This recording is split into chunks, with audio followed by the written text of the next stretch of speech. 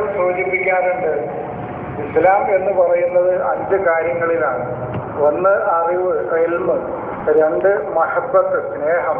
3 റഹ്മത്ത്, കാരുണ്യം. ഇത് 3ഉം ഒരു മനുഷ്യനിൽ ഉണ്ടാവുമ്പോൾ അവൻ ഇൻസാനായി മാറുന്നു. അതുവരെ അവൻ ബഷറാണ്. ബഷർ എന്ന വിശേഷണത്തിൽ നിന്ന് അവൻ ഇൻസാൻ എന്ന വിശേഷണത്തിലേക്ക് മാറും. അതാണ് അർ-റഹ്മാനു അല്ലമൽ ഖുർആൻ ഖലഖൽ ഇൻസാന അല്ലമഹുൽ ബയാൻ. 1 റഹ്മാൻ, അവനിൽ റഹ്മാനിയത്ത് വർക്ക് ചെയ്യാം. ഖലഖൽ ഇൻസാന, അവനിൽ അഖ്ലാഖ്, സംസ്കാരം വർക്ക് ചെയ്യാം. ഖുലുഖ്, അതാണ് ഖലഖൽ ഇൻസാന എന്ന് പറയുന്നത്. അപ്പോ ഒരു മനുഷ്യനിൽ എപ്പോൾ അറിവ്, സംസ്കാരം, സ്നേഹം, കരുണ, ഇവ 3ഉം പ്രവർത്തിക്കുന്നുവോ അപ്പോൾ അവൻ ഇൻസാനായി മാറുകയാണ്. അതാണ് സൂറത്തു അർ-റഹ്മാനിൽ പറയുന്നത്. അപ്പം മനുഷ്യൻ എന്ന് രൂപപ്പെട്ടുവോ അന്ന് തന്നെ അവന് ഖുർആൻ പഠിപ്പിക്കപ്പെട്ടിട്ടുണ്ട്. എന്നാണ് മനുഷ്യന് ഖുർആൻ പഠിപ്പിക്കപ്പെട്ടത്? എന്നൊരു ഇൻസാൻ രൂപപ്പെടുന്നുവോ അന്ന് അവനിൽ ഖുർആൻ വർക്ക് ചെയ്യും. അപ്പൊ 1400 വർഷം മുമ്പല്ലേ? ആണെന്ന് വിശ്വസിക്കുന്നവർക്ക് അങ്ങനെ വിശ്വസിക്കാം. പക്ഷെ ഖുർആൻ പറയുന്നത് അർ-റഹ്മാനു അല്ലമൽ ഖുർആൻ ഖലഖൽ ഇൻസാന അല്ലമഹുൽ ബയാൻ എന്ന് ഒരു ഇൻസാന്റെ ഹുലുക്ക് ഒരു മനുഷ്യനിൽ രൂപപ്പെടുന്നുവോ എന്ന് പറഞ്ഞാൽ അവനിൽ അറിവുണ്ടായിരിക്കണം, അവനിൽ മഹബത്ത്, സ്നേഹമുണ്ടായിരിക്കണം, അവനിൽ റഹ്മത്ത് ഉണ്ടായിരിക്കണം, കാരുണ്യം. ഈ 3 ഗുണങ്ങൾ, ഇതാണ് സുലാസിയത്തുൽ മുതകാമിലത്തു എന്നാണ് അതിന് അറബി പറയുന്നത്. സമ്പൂർണമായ 3 ഗുണങ്ങൾ.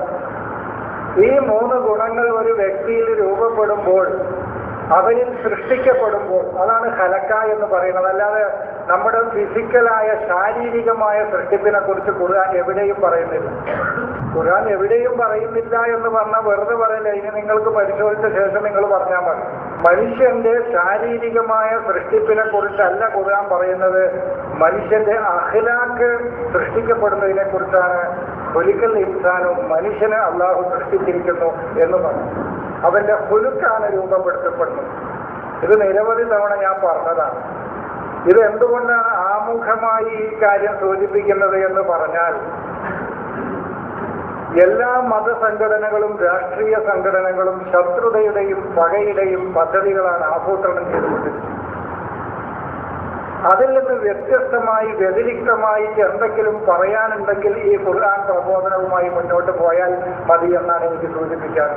ഇന്ന് ഇവിടെ അവതരിപ്പിക്കുന്ന രാഷ്ട്രീയ സംഘടനകളും മതസംഘടനകളും അനുവർത്തിച്ചു വരുന്ന പകയുടെയും ശത്രുതയുടെയും വിദ്വേഷത്തിന്റെയും തത്വശാസ്ത്രം, ആ പുസ്തകം അടച്ചു വെക്കാത്തിടത്തോളം കാലം അള്ളാഹുവിന്റെ ഗ്രന്ഥമായ വിശുദ്ധ ഖുർആൻ അല്ലെങ്കിൽ മുസ്ഹഫ് വായിച്ചിട്ട് കാര്യമില്ല എന്നാണ് എനിക്ക് സൂചിപ്പിക്കാൻ.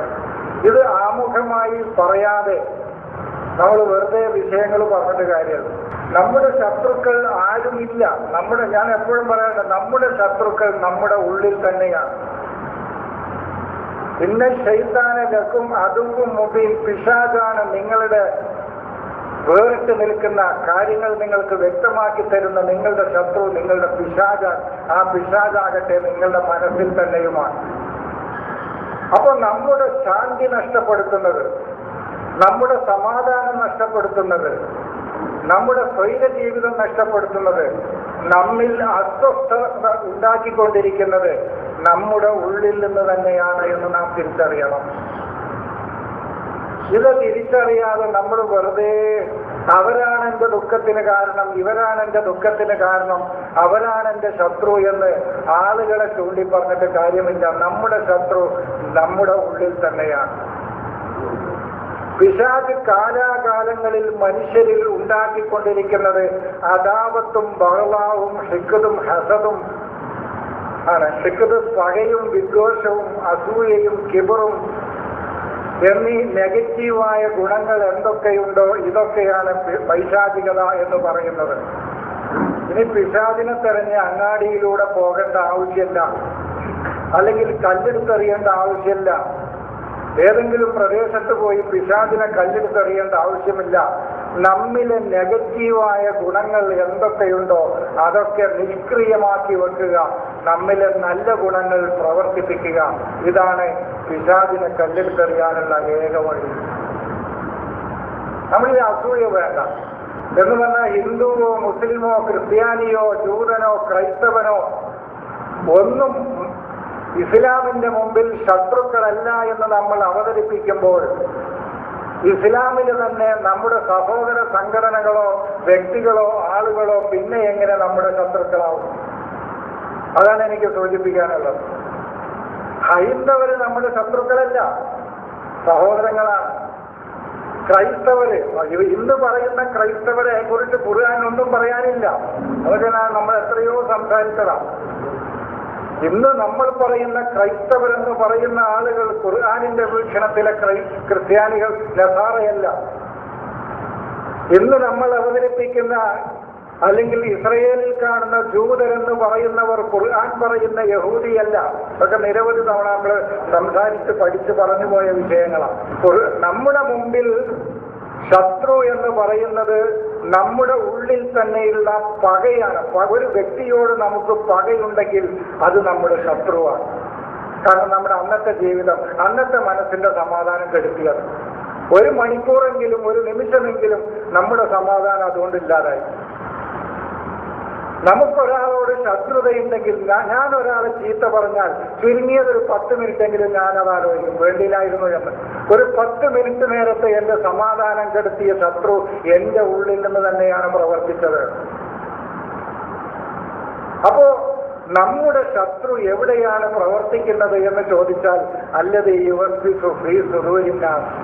മനുഷ്യരുടെ മനസ്സുകളിൽ തന്നെയാണ് അവൻ പ്രവർത്തിച്ചു കൊണ്ടിരിക്കുന്നത്. എവിടെ നിന്നാണോ സദറ, ഇവന്റെ ചിന്തകളും ഇവന്റെ സ്വഭാവങ്ങളും പുറത്തേക്ക് വരുന്നത്, അതാണ് അവന്റെ സുദൂർ. സദറ എന്ന ഇസ്താർ എന്ന പുറത്തിറക്കുക. ഇസ്താർ എന്ന അറബിയിൽ പറഞ്ഞാൽ പുറത്തിറക്കുക, ഇൻഷാർ എന്ന് പറഞ്ഞാൽ പ്രസിദ്ധീകരിക്കുക.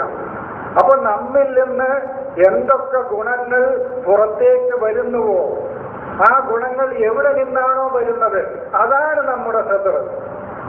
അപ്പൊ കൽബോന്ന് ചോദിച്ചു. കൽബ് എന്ന് പറഞ്ഞാൽ മനുഷ്യന്റെ ബുദ്ധിയിലെ ഒരിടമാണ്, മുഴുവനല്ല. തലച്ചോറിലെ ഒരു ഭാഗം മാത്രമേ മനുഷ്യന്റെ കൽബ് എന്ന് ഖുർആൻ കൊണ്ട് ഉദ്ദേശിക്കുന്നുള്ളൂ. അതാണ് സുദൂറിലുള്ള കൽബിനെ കുറിച്ച് ആണ് പറയുന്നത്. അത് മാറിക്കൊണ്ടിരിക്കുന്ന മനുഷ്യന്റെ ചിന്തകളാണ്, അതാണ് കൽബ്. 2 വശത്തേക്കും അത് മാറിക്കൊണ്ടിരിക്കും. അതാണ് നുകല്ലിബുഹും ദാത്തൽ യമീനി വദാത്ത ഷിമാൽ എന്ന് പറയുന്നത്. അസ്ഹാബുൽ കഹ്ഫിലെ ആളുകളെ റൈറ്റിലേക്കും ലെഫ്റ്റിലേക്കും തിരിച്ചുകൊണ്ടിരുന്നു. ശരിയായിട്ട് റൈറ്റും ലെഫ്റ്റും അല്ല അതിന്റെ അർത്ഥം, ഇന്നത്തെ അർത്ഥമാണ് ഞാനാ പറഞ്ഞത്. ഷിമാൽ എന്ന് പറഞ്ഞാൽ ഇടത്ത് എന്നാണ് ഇന്ന് പറയുന്ന അർത്ഥം. ഷിമാൽ എന്ന് പറഞ്ഞാൽ ഇടത്തല്ല. ഇവന്റെ ശാമിലായ സമ്പൂർണമായ അറിവ് ഏതൊരു ചിന്തയിൽ നിന്നാണ് ഒഴുത്തിരിയുന്നത് അതാണ് അവന്റെ ഷിമാൽ. ഷാമിൽ നിന്ന് സമ്പൂർണമായ. ഇപ്പൊ പറയും, അതാ ഞാൻ പറയാം, ഖുർആൻ അത് ഇന്നലെ ഞങ്ങൾ ഒരാളുമായിട്ട് സംസാരിച്ചു. ഖുർആനിൽ അള്ളാഹുവിന്റെ നെഗറ്റീവ് ഗുണങ്ങളെ പറയുന്നില്ല. അള്ളാഹുവിന്റെ ഒരു നെഗറ്റീവ് ഗുണവും ഖുർആൻ പറയുന്നില്ല. അള്ളാഹു ശിക്ഷിക്കുന്നവനാണ്, അവൻ ഭയമിട്ട് കൊടുക്കുന്നവനാണ്, അവൻ ആളുകളെ പിഴപ്പിക്കുന്നവനാണ്, അവൻ ശത്രുവാണ്. ഇങ്ങനെ നമ്മൾ നെഗറ്റീവായിട്ട് അള്ളാഹുവിന് പറയുന്ന നമ്മൾ കാണുന്ന ഏതൊക്കെ ഗുണങ്ങളുണ്ടോ അതൊന്നും അള്ളാഹുവിന്റെ ഗുണങ്ങളല്ല എന്ന്. അത് ചുരുക്കി ഞാൻ ആ പോയിന്റ് മാത്രമേ പറയുള്ളൂ. പിന്നെ ഞാൻ ഇനി ഏതെങ്കിലും ക്ലാസ്സുകളിൽ അത് സവിസ്തരം അള്ളാഹുവിനെ കുറിച്ച് പറഞ്ഞ ഈ വിശേഷണങ്ങളൊക്കെ വിശദീകരിച്ചു തരാം. അപ്പോ ഇതാണ്. അപ്പോൾ ഞാൻ സൂചിപ്പിച്ചത് ആമുഖമായിട്ടൊരു 10 മിനിറ്റ് ഞാൻ ആമുഖമായി സൂചിപ്പിക്കാൻ ഉദ്ദേശിച്ചത് ഇതാണെന്ത്, നമ്മുടെ ശത്രു, ഏതൊരു മനുഷ്യന്റെയും ശത്രു എന്ന് പറയുന്നത് അവന്റെ ഉള്ളിൽ തന്നെയാണ്. മനസ്സിൽ അമ്മ വരുന്നതിന് തടസ്സമായി നിൽക്കുന്നത് ഇതൊക്കെ നമ്മുടെ മനസ്സിന്റെ ഉള്ളിലെ പ്രവർത്തനങ്ങളാണ് ആത്യന്തികമായി എത്ര വരെ എന്ന് ചോദിച്ചാൽ ശരീരത്തിന്റെ ഒരുവിധമുള്ള അസുഖങ്ങൾക്കൊക്കെ കാരണം ഇവന്റെ മാനസിക പ്രശ്നങ്ങളാണ്. അവിടെ പ്രശ്നങ്ങളില്ലെങ്കിൽ ശരീരത്തിനും കാര്യമായി അസുഖങ്ങളില്ല എന്നാണ് ഏറ്റവും ആധുനികമായ പഠനങ്ങൾ വരെ സൂചിപ്പിക്കുന്നത്. അത് അതിനെക്കുറിച്ച് അറിയുന്ന ആളുകളോട് കൂടുതൽ ചോദിക്കുക. അപ്പൊ അതാണ് ഞാൻ ഓതി വെച്ച ആയത്ത്, സമാധാനത്തിന്റെ സന്ദേശത്തിൽ സമ്പൂർണമായിട്ട് നിങ്ങൾ പ്രവേശിക്കും. കാത്തിലിൽ മുശ്രിക്കീന കാഫ, നിങ്ങളിലെ എന്തൊക്കെ ശിർക്കിന്റെ വഴികളുണ്ടോ ആ വഴികളെയൊക്കെ മുഴുവൻ നിങ്ങൾ അറുത്തു കളയണം, നിങ്ങളിലേക്ക് പ്രവേശിക്കാൻ അനുവദിക്കണം. അത് ആദായാലും വേണ്ടില്ല, സമൂദായാലും വേണ്ടില്ല, ഖൗമു തുബ്ബ ആയാലും വേണ്ടില്ല, ഇബ്നു നൂഹ് ആയാലും വേണ്ടില്ല, ഫിർഔനായാലും വേണ്ടില്ല. ഇതൊക്കെയാണ് മുശ്രിക്കുകൾ. ഇതൊക്കെ നമ്മിൽ പ്രവർത്തിക്കും. അതാണ് ഖാത്തിലുൽ മുശ്രിക്കീന കാഫത്തൻ വദ്ഖുലൂ ഫിസ്സിൽമി കാഫത്തൻ. നമ്മിൽ സമാധാനത്തെ കെടുത്തുന്ന എന്തൊക്കെ നെഗറ്റീവ് ഗുണങ്ങളുണ്ടോ അതിനോട് മുഴുവൻ ഏറ്റുമുട്ടിക്കൊണ്ട് സമാധാനത്തിന്റെ ഈ മാർഗത്തിലേക്ക് നിങ്ങൾ പൂർണ്ണമായും പ്രവേശിക്കുക. ഞാൻ പറഞ്ഞു, ശിർക്ക് വരുന്ന വഴികൾ എന്ന് പറയുന്നത് ആദ് നമ്മിലെ ഒരു ശിർക്കിന്റെ വഴിയാണ്. ആദ് എന്ന് പറഞ്ഞാൽ ഏതെങ്കിലും കാലഘട്ടത്തിൽ കഴിഞ്ഞുപോയ ഒരു ജനതയല്ല എന്ന് നിങ്ങൾക്കറിയാം. ഞാനത് വിശദീകരിക്കേണ്ടല്ലോ. നമ്മിലെ തന്നെ ധിക്കാരത്തിന്റെ സ്വഭാവമാണ് ആദ്. സമൂദ് എന്ന് പറയുന്നതും സാലിഹ് എന്ന് പറയുന്ന ഒരു പ്രവാചകന്റെ കാലഘട്ടത്തിൽ ജീവിച്ചു മരിച്ചുപോയ ഒരു ജനതയല്ല. നമ്മിലെ കണ്ണിന്റെ കാഴ്ചക്കുറവാണ് സമൂദ്. നിങ്ങൾ നോക്കിക്കോളൂ. സമൂദ്, സമത എന്ന വാക്കിന്റെ അർത്ഥം ഈ പോയി ഞാൻ പറയുന്നതല്ലെങ്കിൽ നിങ്ങൾ നോക്കിയാൽ മതി, ഡിക്ഷണറി എടുത്തിട്ട് എന്താണെന്ന്. ഒരു മനുഷ്യന്റെ കാഴ്ചയുടെ കുറവ് പരിഹരിക്കാൻ ഉള്ള ചികിത്സക്കാണ് സമൂദ് എന്ന് പറയുന്നത്. അപ്പൊ നമ്മുടെ കാഴ്ചക്കുറവ് ഈ കണ്ണിന്റെ കാഴ്ച അല്ലട്ടോ, ഒരു അകക്കണ്ണുണ്ട് ഓരോ മനുഷ്യനും. ആ കണ്ണിന്റെ കാഴ്ചക്കുറവ് ഏതൊരു വ്യക്തി ബസീറല്ലാതായി മാറുന്നുവോ, ഒരു വ്യക്തി ബസീറല്ലാതായി മാറുന്നുവോ, കാഴ്ചയില്ലാതെ വരുന്നുവോ, അവനാണ് സമൂദ് എന്ന് പറയുന്നത്. അവനിൽ സമൂദ് പ്രവർത്തിക്കുന്നുണ്ട്. അങ്ങനെ പ്രവർത്തിക്കുന്ന ആളുകൾക്കാണ് നാക്കത്തിനെ മുബസിറത്തായിട്ട് കൊടുത്തത്. വാതൈന സമൂദൻ നാക്കത്ത മുബസിറത്ത്. അപ്പൊ നാക്കത്ത് ഒട്ടകമല്ലേ? അങ്ങനെ വായിക്കേണ്ടവർക്ക് വായിക്കാം. ഞാൻ പറയാറുണ്ട്, എപ്പോഴും പറയാറുണ്ട്, അങ്ങനെ വായിക്കേണ്ടവർക്ക് വായിക്കാം. നമ്മൾ ഇതിനൊന്നും അല്ല. ഒരു പാറയുടെ ഉള്ളിൽ നിന്ന് ഒരു ഒട്ടകം മോചിതത്തായിട്ട് കടന്നു വന്നു എന്ന് വിശ്വസിക്കുന്നവർക്ക് വിശ്വസിക്കാം. മനസ്സിന്റെ പരിശുദ്ധമായ മനസ്സിനാണ് നാക്കത്തുള്ള എന്ന് പറയുക. വിഷയത്തിന് പോവുകയല്ല, ഞാൻ ഉദ്ദേശിച്ച വിഷയം വേറെ. മനസ്സിനെ കുറിച്ച് പറഞ്ഞപ്പോൾ അതുമായി ബന്ധപ്പെട്ട കുറച്ച് കാര്യങ്ങൾ പറയാമെന്ന് മാത്രം. നഖിയുൻ എന്ന് പറഞ്ഞാൽ ശുദ്ധമായ, ഹവാഉൻ നഖിയുൻ ശുദ്ധമായ വായു എന്നാണ് അർത്ഥം. അപ്പൊ നാക്കത്ത് നൂന് കാഫ് യാഗ്, നഖ എന്ന് പറഞ്ഞാൽ തെളിഞ്ഞ ശുദ്ധമായ എന്നാണ് ആ വാക്കിന്റെ അർത്ഥം. അപ്പൊ നാക്കത്തുള്ള എന്ന് പറഞ്ഞാൽ പരിശുദ്ധമായ, നഖിയായ, ത്വാഹിറായ, മുസ്ല, ലോകത്തിന് മാതൃകയാക്കാൻ പറ്റുന്ന മനസ്സാണ് നാക്കത്തുള്ള എന്ന് പറഞ്ഞാൽ, അള്ളാഹുവിന്റെ നാക്കത്ത് എന്ന് പറഞ്ഞാൽ. അത് എവിടെ നിന്നാണ് വരുന്നത്? ക്രൂരമായ മനസ്സിന്റെ പാറയിൽ നിന്നാണ് അത് പുറത്തേക്ക് വരുന്നത്. അപ്പൊ പാറ എന്ന് പറഞ്ഞത് മലയിലെ പാറയല്ലേ? അങ്ങനെ മനസ്സിലാക്കുന്നവർക്ക് അങ്ങനെ മനസ്സിലാക്കാം. മനസ്സിന്റെ ഉള്ളില് എത്ര ശക്തമായ ആശയങ്ങൾ കിട്ടിയാലും പൊട്ടാത്ത, ഉറവകൾ വരാത്ത, കല്ലുപോലെ ഉറച്ച പാറകൾ ഉണ്ടാവും മനുഷ്യരുടെ ചില മനസ്സുകൾ. ആ മനസ്സുകളിൽ നിന്ന് പുറത്തേക്ക് വരുന്ന അള്ളാഹുവിന്റെ പരിശുദ്ധമായ മനസ്സാണ് നാക്കത്തുള്ള എന്ന് പറഞ്ഞാൽ. അതാണ് അള്ളാഹുവിന്റെ നാക്കത്ത് എന്ന് പറഞ്ഞാൽ. മനസ്സിലായോ? അതിനെ അള്ളാഹുവിന്റെ അർളിൽ തിന്നാൻ വിടുക എന്ന് ഖുർആൻ പറയുന്നുണ്ട്. തഅ്കുലുഫി അർളില്ലാഹി, അള്ളാഹുവിന്റെ ഭൂമിയിൽ നിന്ന് അത് തിന്നുകൊള്ളട്ടെ എന്ന് പറയുന്നുണ്ട്. ഇപ്പൊ അതിന് കുടിക്കാനും കൊടുക്കണമെന്ന് പറയുന്നുണ്ട്. ഏതാണ് ആ മനസ്സിന് തിന്നാനും കുടിക്കാനും കൊടുക്കേണ്ടത്? ഏതാണ്? അള്ളാഹുവിന്റെ അർളിൽ, അള്ളാഹുവിന്റെ അറിവിന്റെ ഭൂമികയിൽ നിന്നാണ് അതിന് തിന്നാനും കുടിക്കാനും കൊടുക്കേണ്ടത്. എന്തിനാണ് ഇങ്ങനെ താത്വികമായി ഖുർആൻ വായിക്കുന്നത്? ഇത് എല്ലാവർക്കും മനസ്സിലാകുമോ എന്നാണ് ഒരു സംശയം. എല്ലാവരും ഡോക്ടറാകണമെന്നില്ല. അതാണ് എനിക്കതിന് പറയാനുള്ള മറുപടി. പക്ഷേ എല്ലാ മനുഷ്യരിലും നന്മയുണ്ട്. അവന്റെ കഴിവിൽപ്പെട്ട ഒരു മെഴുകുതിരിയെങ്കിലും കത്തിച്ചു വെക്കട്ടെ. അത്രേ അതിനെക്കുറിച്ച് പറയാനുള്ളൂ. എല്ലാവരിലും നന്മയുണ്ട്. നന്മയില്ലാത്ത, കാരുണ്യത്തിന്റെ മനസ്സില്ലാത്ത, സ്നേഹത്തിന്റെ മനസ്സില്ലാത്ത, സ്നേഹത്തിന്റെ ഹൃദയമില്ലാത്ത, കാര്യങ്ങളെ മനസ്സിലാക്കാനുള്ള ബുദ്ധിയില്ലാത്ത ഒരു മനുഷ്യനും ഈ ഭൂമിയിലില്ല. അവന് കഴിയുന്ന ഒരു ശമ്പളത്ത്, ഒരു മെഴുകുതിരിയെങ്കിലും അവൻ കത്തിച്ചു വെക്കട്ടെ. അവൻ ഡോക്ടറായിട്ട് വലിയ ട്യൂബ്ലൈറ്റ് ഒന്നും കത്തിച്ചു വെക്കേണ്ട ആവശ്യമില്ല. ഇത്രയേ അവന് ബാധ്യതയുള്ളൂ. അതാണ് അതിനെക്കുറിച്ച് എനിക്ക് പറയാനുള്ളത്. ചില ആളുകൾ ചോദിക്കേണ്ട, ഇത്രയും ദാർശനികമായി ഖുർആൻ വായിച്ചാൽ ഇതെങ്ങനെ മനസ്സിലാവുമെന്ന്. നിനക്ക് മനസ്സിലാകാനുള്ള റിസാലത്ത് നിന്റെ ഉള്ളിൽ തന്നെയുണ്ട് എന്നാണ് അതിനുള്ള മറുപടി. കാരുണ്യമില്ലാത്ത മനസ്സേതാണ്. ഹൃദയം ഭംഗിയെ കാണുന്നു, ബുദ്ധി കാര്യങ്ങളെ ആ ഭംഗിയെ മനസ്സിലാക്കുന്നു. അതാണ് ബുദ്ധിയും ഹൃദയവും തമ്മിലുള്ള. റൂഹ് അവനിലേക്ക് സ്നേഹം ഇറക്കിക്കൊടുക്കുന്നു. അതാണ് റൂഹും കൽബും ബുദ്ധിയും തമ്മിലുള്ള വ്യത്യാസം. ഒരു ഭംഗിയെ നമുക്ക് കാണാനും ആസ്വദിക്കാനും കഴിയുക ഹൃദയം കൊണ്ടാണ്. പക്ഷെ ആ ഭംഗിയുടെ സൗന്ദര്യം മനസ്സിലാക്കാൻ കഴിയുക മനുഷ്യന്റെ ബുദ്ധി കൊണ്ടാണ്. അതാണ് അള്ളാഹുവിലേക്ക് കൽബ് കൊണ്ടേ പോകാൻ കഴിയുള്ളൂ. അതാണ് ഇന്നി റാഹിബുന്നില റബ്ബി എന്ന് ഇബ്രാഹിമാണ് പറഞ്ഞത്. വേറെ ആരും പറഞ്ഞില്ലല്ലോ. ഇബ്രാഹിം ആരാണ്? ഇബ്രാഹിം കൽബുൻ സലീമിന്റെ ഉടമയാണ്. അത്രക്ക് കോർത്തിട്ടാണ് ഈ ഖുർആനിന്റെ പ്രയോഗം. അള്ളാഹുവിലേക്ക് കയറിപ്പോകാൻ ഹൃദയം കൊണ്ട് സാധിക്കുകയുള്ളൂ. മനുഷ്യന്റെ ബുദ്ധി കൊണ്ട് കാര്യങ്ങൾ ഗ്രഹിക്കാനേ കഴിയൂ.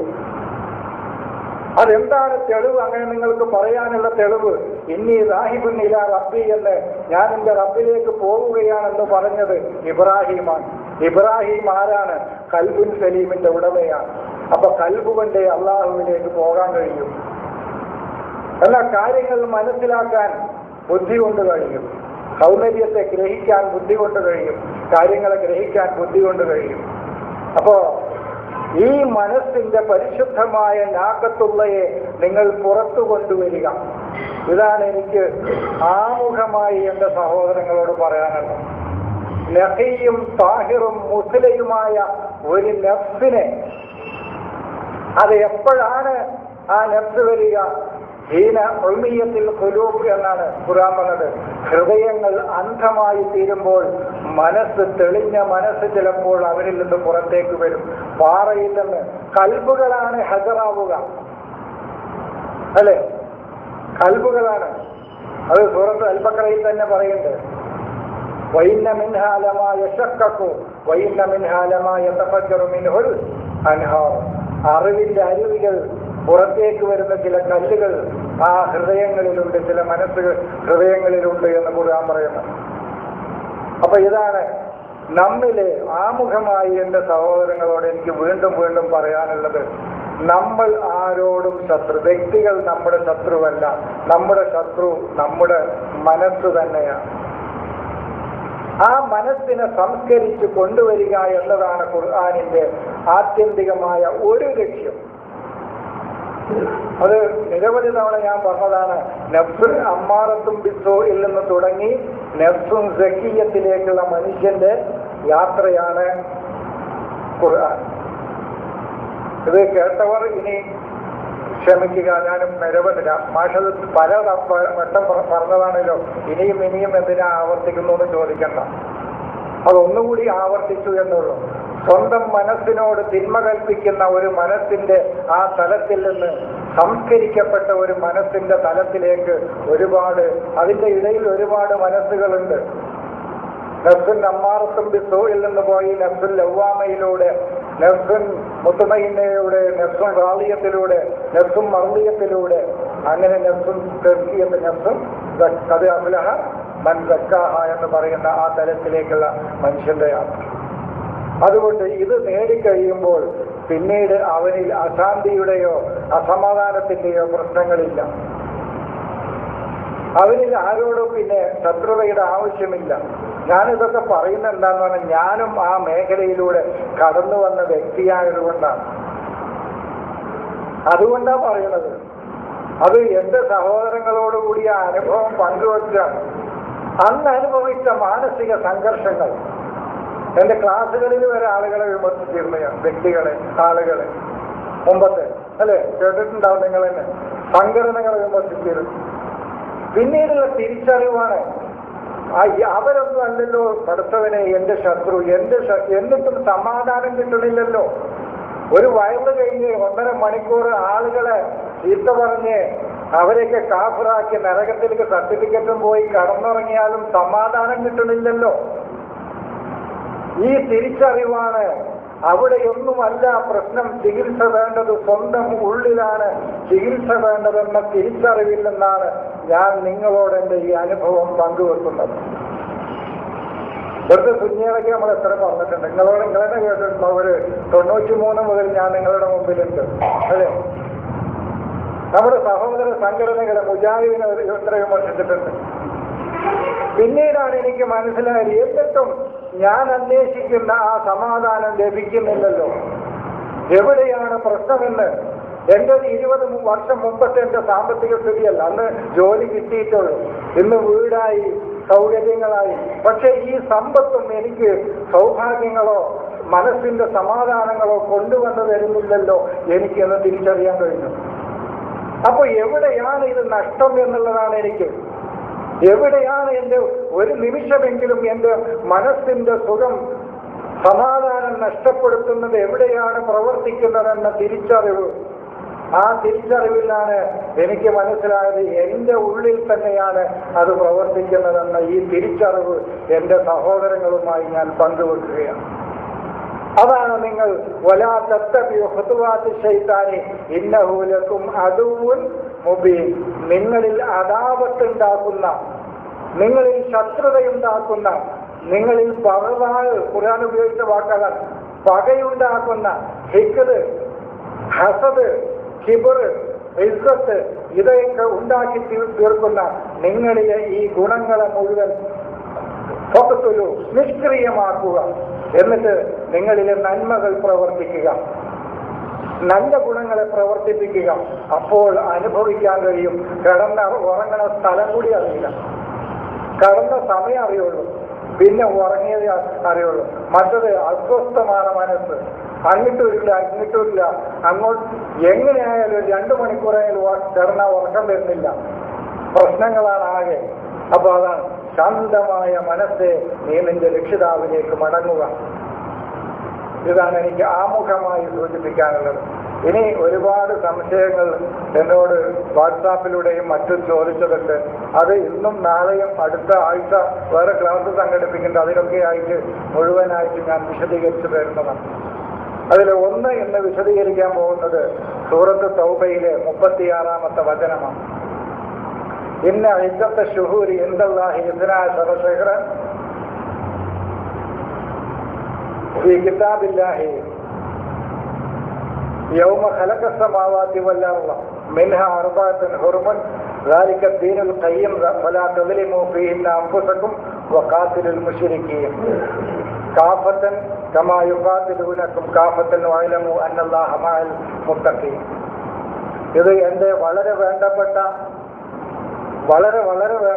എൻ്റെ ഒരു ഹബീബി അത്വയ്യിബ് എന്ന അറബിയിൽ അങ്ങനെ പറയാം. വളരെ വേണ്ടപ്പെട്ട എൻ്റെ ഒരു സഹോദരൻ ചോദിച്ച, ഏറ്റവും അടുത്ത സമയത്ത് ചോദിച്ച ഒരു ചോദ്യമാണ്. ഇന്ന് പറയുന്ന അർത്ഥം നിങ്ങൾക്കറിയാം. ആകാശഭൂമികൾ സൃഷ്ടിച്ച അന്ന് മുതൽ തന്നെ മാസങ്ങളുടെ എണ്ണം 12 എണ്ണമാണ്. അതിൽ 4 എണ്ണം പവിത്രമാണ്. അതിൽ നിങ്ങൾ അക്രമം കാണിക്കരുത്. ബാക്കി 8 എണ്ണത്തിൽ എന്തായാലും കുഴപ്പമൊന്നുമില്ല. മുശ്രിക്കുകളോട് നിങ്ങൾ സംഘമായി ഏറ്റുമുട്ടുക, അവർ നിങ്ങളോട് കൂട്ടമായി ഏറ്റുമുട്ടുന്നത് പോലെ. വഅലമു അന്നല്ലാഹ മഅൽ മുത്തഖീൻ, മുത്തഖീങ്ങളുടെ കൂടെയാണ് അല്ലാഹു എന്ന് നിങ്ങൾ അറിയുകയും ചെയ്യുക. ഇത് വളരെ കൂടുതൽ ശ്രദ്ധിച്ചിരിക്കണം നിങ്ങൾ, എങ്കിലേ ഇത് മനസ്സിലാക്കാൻ കഴിയുള്ളൂ.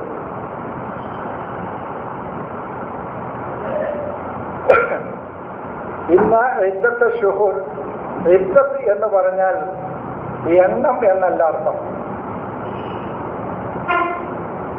തയ്യാറാവുക എന്നാണ് അതിൻ്റെ അർത്ഥം. ഐന് ദാല് എന്ന രണ്ടക്ഷരമാണ് അതിൻ്റെ പേര്. കുറച്ച് ഭാഷ അറിയുന്ന ആളുകൾ ശ്രദ്ധിച്ചിരിക്കുക, അല്ലാത്തവരും ശ്രദ്ധിക്കുക. ഐന് ദാല് എന്ന രണ്ടക്ഷരമാണ്. അപ്പൊ എല്ലാ അറബി അക്ഷരങ്ങളുടെയും വേര് റൂട്ട് രണ്ടക്ഷരമാണോ? അതെ, രണ്ടക്ഷരമാണ്. മൂന്നല്ലേ? മൂന്നല്ല. വകുല്ലൻ ഖലഖൻ സൗജൈനി, എല്ലാം ഇണയായിട്ടാണ് അള്ളാഹു സൃഷ്ടിച്ചിട്ടുള്ളത്. എല്ലാം ഇണയായിട്ടാണ് അള്ളാഹു സൃഷ്ടിച്ചിട്ടുള്ളത്. അള്ളാഹു അല്ലാത്ത എല്ലാം ഇണയാണ് ഈ പ്രപഞ്ചത്തില്. എല്ലാം അള്ളാഹുവിന്റെ കിതാബ് ഇറക്കിയ ഭാഷയും ലിസാനുൽ അറബും ഇണയാണ്. അതിന്റെ റൂട്ട് രണ്ടക്ഷരമാണ്. ഐന് ദാല് എന്ന ഈ രണ്ടക്ഷരത്തിൽ നിന്നാണ് ഇദ്ദത്ത് ഉണ്ടായത്, അഇദ്ദു എന്നുണ്ടായത്, ഇസ്തിഅദാദ് ഉണ്ടായത്, മഅദൂദാത്ത് ഉണ്ടായത്, ഇഅ്തിദാദ് ഉണ്ടായത്. ഖുർആനിൽ ഉപയോഗിച്ച വാക്കുകളാണ് ഇതൊക്കെ. അഇദ്ദു, നിങ്ങൾ തയ്യാറാക്കുക, മസ്തതഅത്തും, നിങ്ങൾക്ക് കഴിയുന്നത്ര. ബാക്കി വിശദീകരിക്കുന്നില്ല, കാരണം അത് ആ ആയത്തിലേക്ക് പോയാൽ ഒരുപാട് അങ്ങോട്ട് വഴിവിട്ടു പോകും. അവിടെ അഇദ്ദു എന്ന വാക്ക് മാത്രമേ എനിക്ക് കിട്ടേണ്ടതുള്ളൂ. ഫത്തഖുന്നാറല്ലത്തി ഉഇദ്ദത് ലിൽ കാഫിരീൻ, കാഫിറുകൾക്ക് വേണ്ടി തയ്യാർ ചെയ്യപ്പെട്ട ആ നാറിനെ നിങ്ങൾ തഖ്വ ചെയ്യുക. അതാണ് അവിടെ ഉഇദ്ദത്ത്, തയ്യാർ ചെയ്യപ്പെടുക. ഇസ്തിഅദാദ് എന്ന് പറഞ്ഞാൽ തയ്യാറെടുപ്പ് എന്നാണ് അതിൻ്റെ അർത്ഥം. ഇഅ്തിദാദ് എന്ന് പറഞ്ഞാലും അതന്നെയാണ്, തയ്യാറെടുപ്പ് എന്നാണ്. കുത്തിബ അലൈക്കുമുൽ ഖിസാസു അശ്ശഹറുൽ ഹറാമു ബിശ്ശഹരിൽ ഹറാമി വൽ ഹുറുമാതു ഖിസാസുൻ ഫമൻ ഇഅ്തദാ ഫമിസ്ലി മാ ഇഅ്തദാ അലൈക്കും, നിങ്ങളെ ദുർമാർഗത്തിലേക്ക് കൊണ്ടുപോകാൻ വേണ്ടി എന്തൊക്കെ ശ്രമങ്ങളും തയ്യാറെടുപ്പുകളുമാണോ നിങ്ങളുടെ ഉള്ളിൽ നടക്കുന്നത്, അതിനെ ചെറുക്കാൻ നിങ്ങൾ അതേപോലെ തയ്യാറെടുപ്പുകൾ നടത്തേണ്ടതുണ്ട് എന്നാണ്. ഇപ്പൊ കൊടുത്ത അർത്ഥം അതല്ല. ഇങ്ങോട്ട് എങ്ങനെയാണോ ആക്രമിച്ചത് അതേപോലെ അങ്ങോട്ടും ആക്രമിക്കുക എന്നാണ് ഇപ്പൊ കൊടുത്ത അർത്ഥം, അല്ലെ? ഫഅ്തദൂ മിസ്ലിം മാ ഇഅ്തദാ അലൈക്കും, നിങ്ങളുടെ മേൽ ശത്രുക്കൾ, കാഫിറുകൾ, മുശ്രിക്കുകൾ എങ്ങനെയാണോ അക്രമം കാണിച്ചത് അതേപോലെ നിങ്ങൾ തിരിച്ചും അക്രമം കാണിക്കുക. ഇങ്ങോട്ട് ബോക്സിംഗ് ആണെങ്കിൽ അങ്ങോട്ട് ബോക്സിംഗ്, ഇങ്ങോട്ട് കളരിയാണെങ്കിൽ അങ്ങോട്ട് കളരി, ഇങ്ങോട്ട് വാൾപ്പയറ്റാണെങ്കിൽ അങ്ങോട്ട് വാൾപ്പയറ്റ്. അതേപോലെ അത് പ്രായോഗികമാകുമെങ്കിൽ അത് ചെയ്യാം. ഞാൻ ഏതായാലും ഇപ്പം അങ്ങനെ വായിക്കണില്ല. അത് ഒരു മനുഷ്യൻ എങ്ങനെ പ്രായോഗികമാകുക? ഇങ്ങോട്ട് എങ്ങനെയാണോ, കരാട്ടയിലാണെങ്കിൽ അതേ കരാട്ടയിൽ അങ്ങോട്ട്. ഒരിക്കലും പ്രായോഗികമല്ലാത്ത വ്യാഖ്യാനങ്ങളും വിശദീകരണങ്ങളുമാണ് ഇവർ എഴുതി വെച്ചിട്ടുള്ളത്. അത് നമ്മളെ വിഷയമല്ല. അതാണ് എഴുത്തിദാ എന്ന് പറഞ്ഞാൽ ഐന് ദാലിൽ നിന്നാണ് എഴുത്തിദാ ഉണ്ടായത്. അയ്യാമും മഅദൂദാത്ത് ഉണ്ടായത്, അയ്യാമും മഅദൂദത്ത് ഉണ്ടായത്, ഉഇദ്ദത്തിൽ കാഫിരീൻ എന്നുണ്ടായത്, അഇദ്ദു എന്നുള്ള വാക്കുണ്ടായത്. ഇപ്പൊ മനസ്സിലായോ?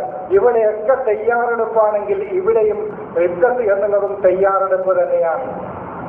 ഫഇദ്ദത്തും മിൻ അയ്യാമിൻ ഉഖർ എന്ന് പറയുന്നതും മറ്റു സന്ദർഭങ്ങളിൽ അറിവിന്റെ മേഖലകളിൽ അയ്യാമുകൾ കുറേയുണ്ട്. അള്ളാഹുവിന്റെ അയ്യാമുകൾ കുറേയുണ്ട്. അത് പിന്നെ ഞാൻ വിശദീകരിക്കാം.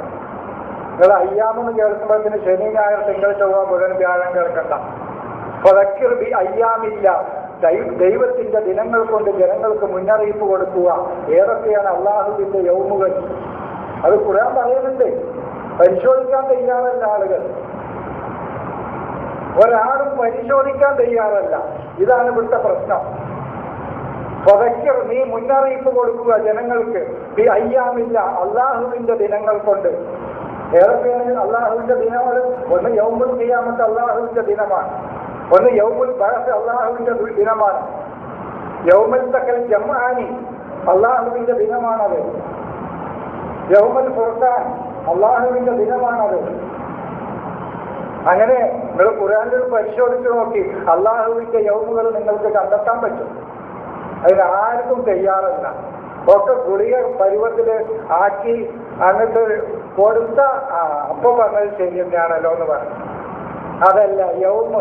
അള്ളാഹു പറഞ്ഞ യൗമുകൾ ഏതൊക്കെയാണ് എന്ന് ഖുർആനൊന്ന് പരിശോധിച്ചു നോക്കി. യൗമൽ ഫുർഖാൻ, സത്യവും അസത്യവും വേറിട്ട് നിൽക്കുന്ന മനുഷ്യന്റെ മനസ്സിലെ അവസ്ഥയാണ് യൗമുൽ ഫുർഖാൻ. ആ ദിവസത്തെ നമ്മൾ നമ്മുടെ ജീവിതത്തിൽ സ്മരിച്ചു വെക്കണം, എങ്കിലേ മുന്നോട്ട് പോകാൻ പറ്റുള്ളൂ. ഒരു യൗമ് ഞാൻ പറയാം, യൗമുൽ ഖിയാമത്ത്.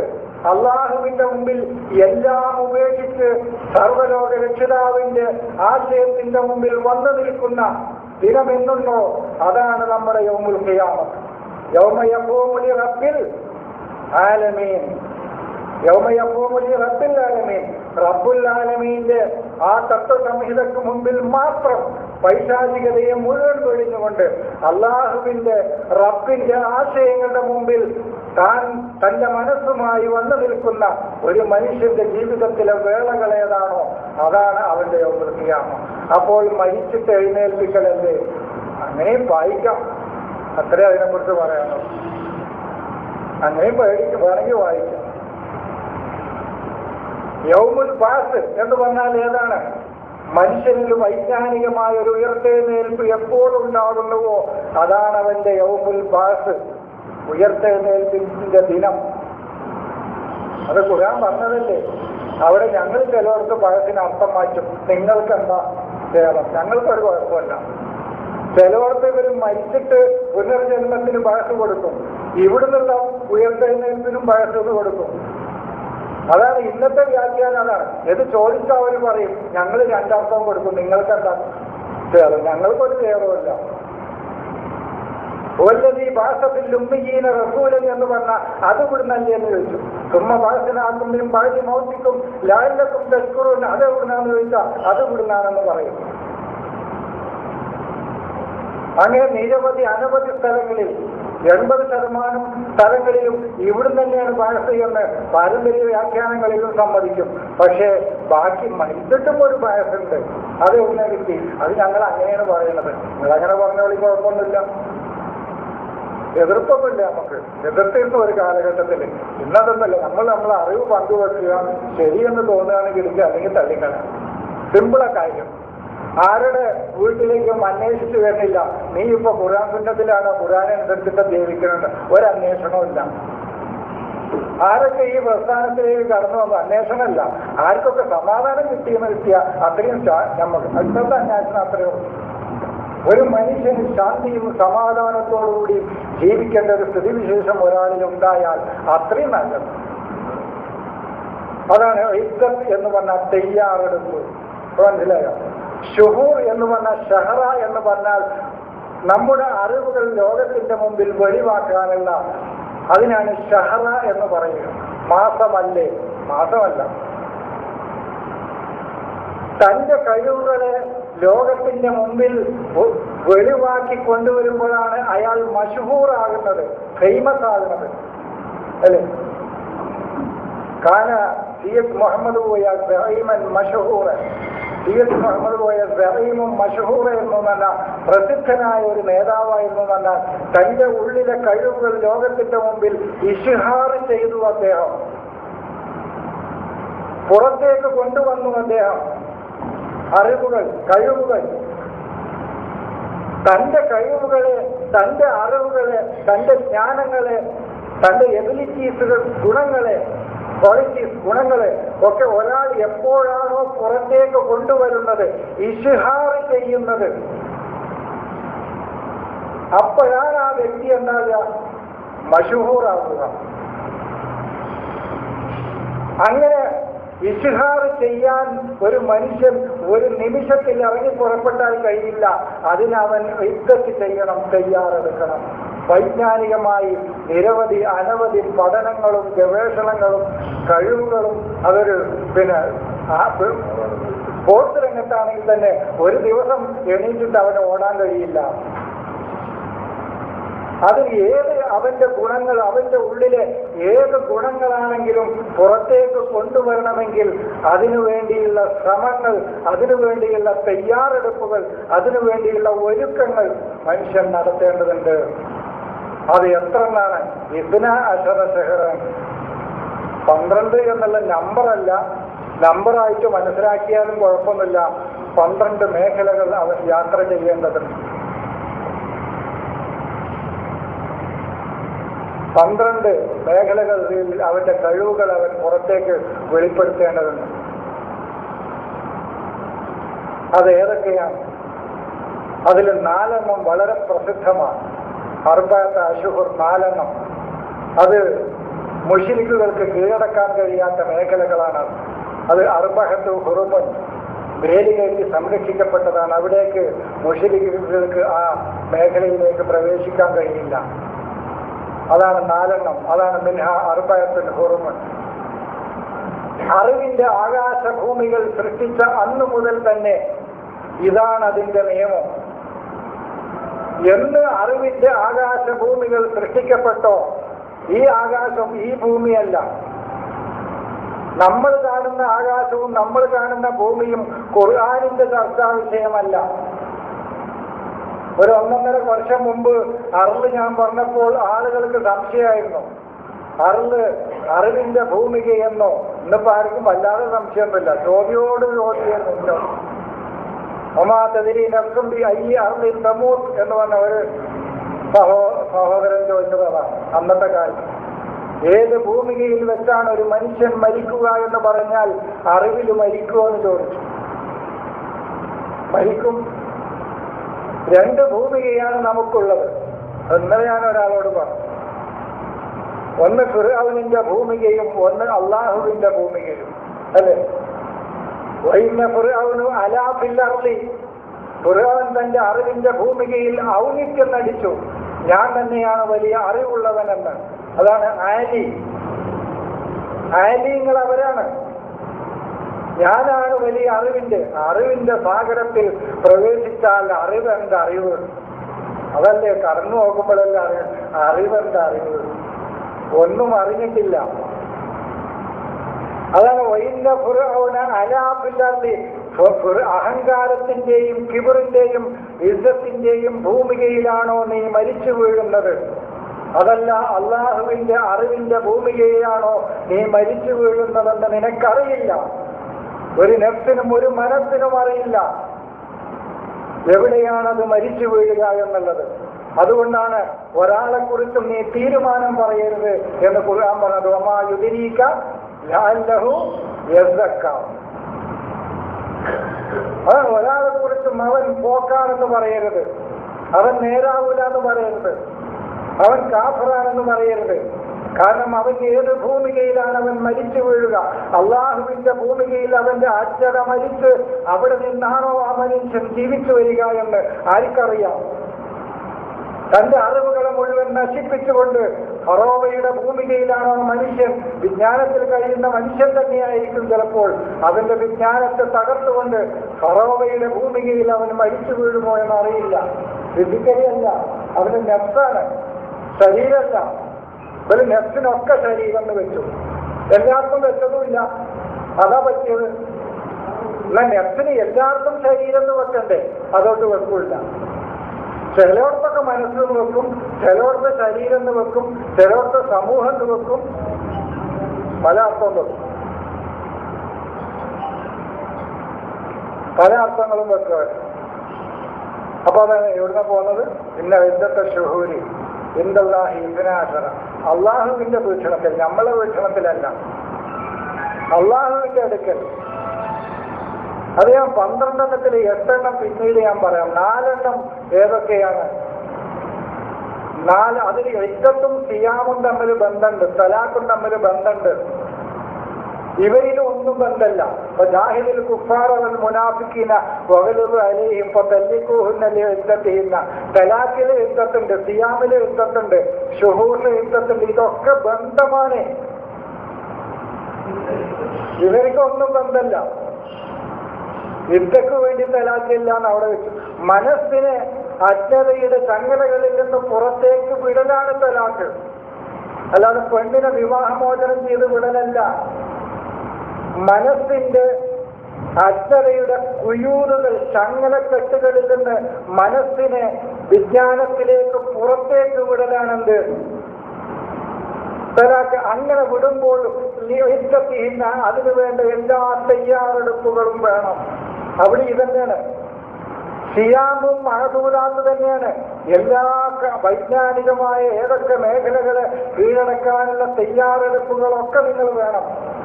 അതാണ് സിയാം. അതാണ് എല്ലാ അജ്ഞതയെയും വെടിഞ്ഞുകൊണ്ട് യാഥാർത്ഥ്യങ്ങളുടെ അന്വേഷണമാണ് എൻ്റെ സിയാം.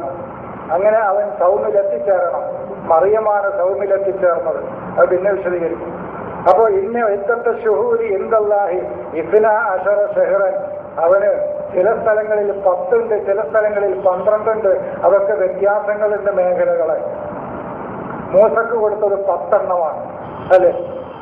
10 അറിവിന്റെ മേഖലകളാണ് കൊടുത്തത്. അതാണ് അർബഅത അശ്ഹുരിമ്പ അശറ എന്ന് പറയുമ്പോൾ മുതല്ലഖാത്ത് യതറബ്ബസ്ന ബി അൻഫുസിഹിന്ന അർബഅത അതാണ് വിവാഹമോചിതരായ സ്ത്രീകൾ, അതായത് ഭർത്താവ് മരണപ്പെട്ട ആളുകൾ 4 മാസവും 10 ദിവസവും കാത്തു നിൽക്കണം എന്ന് പറയും. ഇവരുടെ അർത്ഥപ്പെട്ട അർത്ഥം ഈ അശർ എന്ന് പറയുന്നത് ഒരു 10 ദിവസം എന്നാകും. അതെവിടുന്നാ കിട്ടിയെന്ന് എനിക്കറിയില്ല.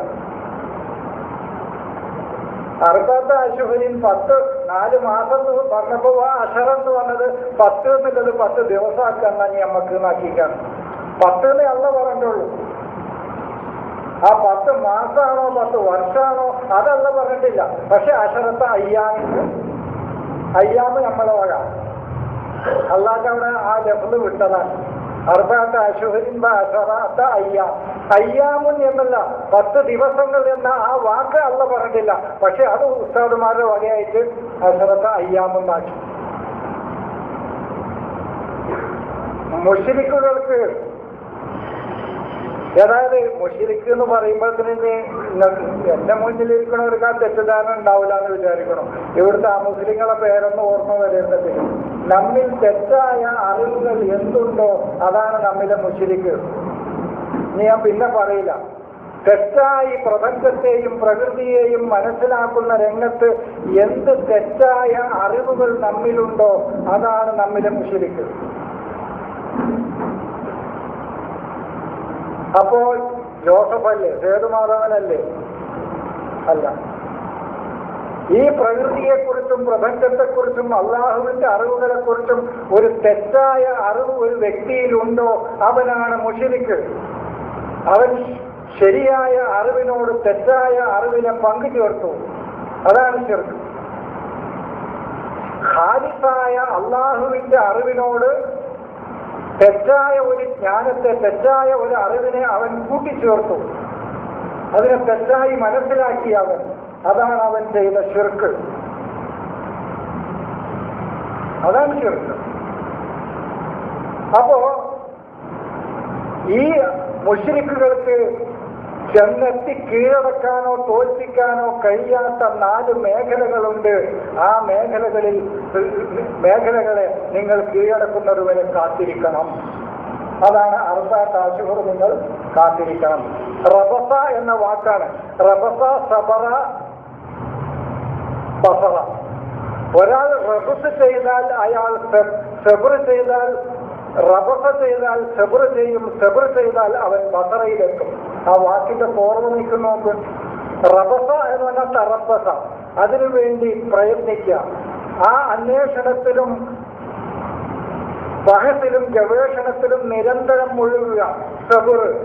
അങ്ങനെ ചെയ്തു കഴിഞ്ഞാൽ അവൻ ബസറ, അവന്റെ ഉൾക്കാഴ്ച തുറക്കും. അവൻ മുബിസറായി മാറും, അവൻ മൂസയായി മാറും. അല്ലെങ്കിലോ അറിവിന്റെ സാഗരത്തിൽ ഫിർഔനായിട്ട് അവൻ മുങ്ങേണ്ടി വരും. ഇത്രയോ അജ്ഞരായ ആളുകൾ അറിവിന്റെ സാഗരത്തിൽ മുക്കപ്പെടും. അല്ലാത്തവർ അറിവിന്റെ സാഗരത്തിൽ അവർ കാഴ്ചയുള്ളവരാവും. അവർ അറിവിന്റെ സാഗരത്തെ കീറിമുറിച്ച് മുന്നോട്ട് പോകും. അല്ലാത്തവർക്ക് കീറിമുറിച്ച് മുന്നോട്ട് പോകാൻ കഴിയില്ല. അവർ അതിൽ മുക്കപ്പെടും. ഇതാണ് അഹമ. അന്ധനാണ് കടലിൽ മുക്കുക. അറിവിന്റെ സാഗരത്തിൽ അവരെയാണ് മുക്കുക. കാഴ്ചയുള്ളവൻ മുബിർ എന്ത് ചെയ്യും? കാഴ്ചയുള്ളവൻ എന്ത് ചെയ്യും? ഈ സമുദ്രത്തെ കീറിമുറിച്ചുകൊണ്ട് മുന്നോട്ട് പോകും. അതാണ് മുബിറും അന്ധനും തമ്മിലുള്ള മാറ്റം. ഫിറഔൻ മുക്കപ്പെട്ടു. ഫിറഔൻ വന്നാസിറാത്തി ഗർഖ. വഅഗ്റഖ്നാഹു വമമ്മാഹു ഫിൽ യമ്മി. അപ്പോൾ നല്ല നൈസായി നല്ല പ്രയാസത്തോടുകൂടി റൂഹ് വലിച്ചെടുക്കുന്ന മലക്കുകൾ എന്നല്ലേ അർത്ഥം. വേണമെങ്കിൽ അങ്ങനെ മനസ്സിലായിക്കോളൂ. പക്ഷെ അങ്ങനെ ഖുർആനിൽ നിന്ന് കിട്ടൂല. വന്നാസിഗാത്തി ഉറക്കൻ. തന്നെ മുക്കിക്കൊല്ലുന്ന വികാരങ്ങളുള്ള ചിന്തകളുള്ള മനുഷ്യരാരോ മനസ്സിന്റെ വികാരങ്ങളെയാണ് അവിടെ പറയുന്നത്. ഉറക്കം. ഫഅഗ്റഖ്നാഹു വമമ്മാഹു ഫിൽ യമ്മി. അപ്പൊ അർബഅത അശ്ഹുറാണ് ഞാൻ പറയുന്നത്.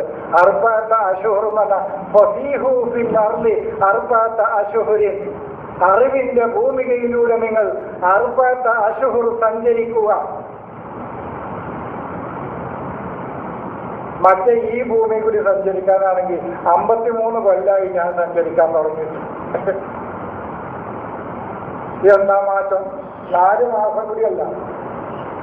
ഫസീഹു ഫിൽ അർളി അർബഅത അശ്ഹുരിൻ. അർബഅത അശ്ഹുർ നിങ്ങൾ ഭൂമിയിലൂടെ സഞ്ചരിക്കുക. 4 മാസം. 4 മാസമല്ല, 40 കൊല്ലം നടന്നിട്ട് എന്താ കാര്യം? ബുദ്ധി ഉപയോഗിച്ചിട്ടില്ലെങ്കിൽ, അറിവിലൂടെ സഞ്ചരിച്ചിട്ടില്ലെങ്കിൽ. അതാ ഖുർആൻ പറഞ്ഞത് ഫസീഹു ഫിൽ അർളി അർബഅത അശ്ഹുർ.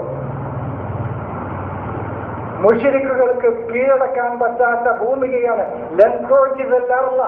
ഖുർആൻ പറഞ്ഞ ഭൂമി, അവർക്ക് ഭൂമിയെ കീഴടക്കാൻ കഴിയില്ല. അതാണ് അറിവിന്റെ ഭൂമികയെ മുശ്രിക്കുകൾക്ക് കീഴടക്കാൻ കഴിയാത്ത 4 അറിവിന്റെ മേഖലകളുണ്ട്. അതാണ് ഹുറുമ്, അതാണ് ദീനുൽ ഖയ്യിം. ബാക്കി 8 പിന്നീട് ചെയ്യേണ്ടതാണ്. നിങ്ങൾ മുന്നോട്ട് പോകേണ്ട മേഖലകൾ പിന്നീട് ചെയ്യേണ്ടതാണ്. പക്ഷെ ഈ അർബഅത അശ്ഹുർ അതാണ് മുത്തല്ലഖാത്ത് യതറബ്ബസ്ന ബിഅൻഫുസിഹിന്ന അർബഅത അശ്ഹുരിൻ വഅശറ. തന്റെ മനസ്സിനെ,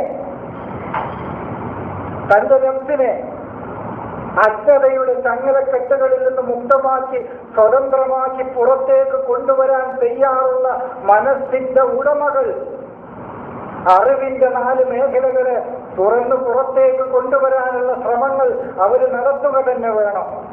സിയാം, ഹജ്ജ്.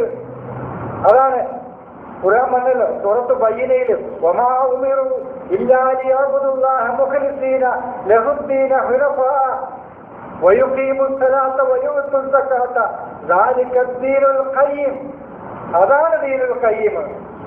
അല്ലാതെ 8, 4, 12 മാസം ദാലിക ദീനുൽ ഖയ്യിം അതാണ് ചൊവ്വായ മതം എന്നല്ല. 8, 4, 12 മാസം മുഹറം, സഫർ, ദുൽഖഅദ, ദുൽഹജ്ജ് എന്ന് തുടങ്ങി മുഹറം തുടങ്ങി ദുൽഹജ്ജിൽ അവസാനിക്കുന്ന 12 മാസം പഠിച്ചാൽ ദാലിക ദീനുൽ ഖയ്യിം അതാണ് ശരിയായ മതം. അതാണോ ശരിയായ മതം? അതിൽ 4 മേഖലകൾ പറഞ്ഞു. കടന്നു പോകേണ്ട 4 മേഖലകൾ പറഞ്ഞില്ലേ? വമാ ഉമിറു ഇല്ലാ ലിയഅബ്ദുല്ലാഹ. ദൈവത്തിന്റെ ജ്ഞാനത്തെ മാത്രം, അതിനു വേണ്ടിയുള്ള വഴികൾ മാത്രം ഒരുക്കുക. അതാണ് ഇല്ലാ ലിയഅബ്ദുല്ലാഹ മുഖ്ലിസീന. അതിന് മുശ്രിക്കീനാകരുത്. തനി അല്ലാഹുവിന്റെ അറിവ് മാത്രം, അതിൽ വേറൊന്നിനെയും പങ്കു ചേർക്കരുത്. ഹുനഫാ, വക്രത പാടില്ല. വയുഖീമുസ് സലാത്ത വയുത്തുസ്. അപ്പൊ മനസ്സിനെ സമ്പൂർണമായി സംസ്കരിച്ച് യാഥാർത്ഥ്യങ്ങളിൽ നിരന്തരം അല്ലാഹുവുമായി സ്ഥിരത നടത്തി യാഥാർത്ഥ്യങ്ങളെ അന്വേഷിക്കുകയും തെളിവുകൾ അന്വേഷിക്കുകയും ചെയ്യുന്ന ഈ 4 മേഖലകളെ അവൻ മുറിച്ചു കടക്കേണ്ടതുണ്ട്. ഇതാണ് അവന്റെ ദീനുൽ ഖയ്യിമ. അത് ഹുറുമാണ്. ആ 4 മേഖലകളെ അർള, ആ അറിവിന്റെ ഭൂമികയെ കീഴടക്കാൻ ആർക്ക് കഴിയില്ല? മുശ്രിക്കുകൾക്ക് കഴിയില്ല എന്ന് ഖുർആൻ പറഞ്ഞിട്ടുണ്ട്. അതാണ് കാരണം. അത് ഹുറുമാണ്. വേലികെട്ടി സംരക്ഷിക്കപ്പെട്ട ദൈവത്തിന്റെ അറിവുകളാണ്. അതാണ് ഫസീഹു ഫിൽ അർളി അർബഅത അശ്ഹുരിൻ. പിന്നെ അത് മേഖലകൾ, അത് താണ്ടിക്കഴിഞ്ഞാൽ വഅശറ, ഒരു 10 കൂടിയുണ്ട്. അതേതാണ്? അത് മൂസ കടന്നുപോയതാണ്. ആ 10. വാക്കുമംലാഹ ബിഅശറിൻ. മൂസക്ക് 1 കൂടി കൊടുത്ത് തിൽക്കാം. വസുദിനാഹും 8 ആദ്യം കൊടുത്തത്. സമാനിയ ഹിന്ദുക്കാണ് കൊടുത്തത്. വാല്യൂബിളായ ശ്രമനെന്നാണ്, വാല്യൂ എന്നാണ്. 8 എന്നർത്ഥം പറയണ്ട. വാല്യൂബിളായ 8 മേഖലകളാണത്. തെളിവുകളുടെ മേഖലകൾ, ഹജ്ജത്തുകളുടെ. അതാണ് ഹജ്ജ്. ആ വാല്യബിളായ വളരെ വിലപ്പെട്ട അറിവിന്റെ 8 മേഖലകള് പിന്നെ മൂസ കടന്നുപോയി. അറിവിന്റെ വികാസം അദ്ദേഹത്തിന് ഞാൻ അധികം കൊടുത്തു. അതാണ് ഇത്തിസാണത്, അല്ലാതെ 9 അല്ല. ഇത്തിസ എന്ന് പറഞ്ഞാൽ ഇത്തിസാണ്. ഇത്തിസ വസിയ കുർസിയോ ഇത്തിസ, അതാണ് ഇത്തിസാഹുൽമാരിഫത്തി. അറിവിന്റെയും ജ്ഞാനത്തിന്റെയും മേഖലകളിൽ ഒരു വികാസം കൊടുത്തു. അത് 9. പിന്നെ ഫിറൗനെ മുക്കും കൂടി ചെയ്തു. 10ാമത്തെ ആയത്തിൽ കുബ്ര കൊടുത്ത് 10 കൊടുത്തു. അതാണ് അർബഅത അശ്ഹുരിൻ വഅശറ.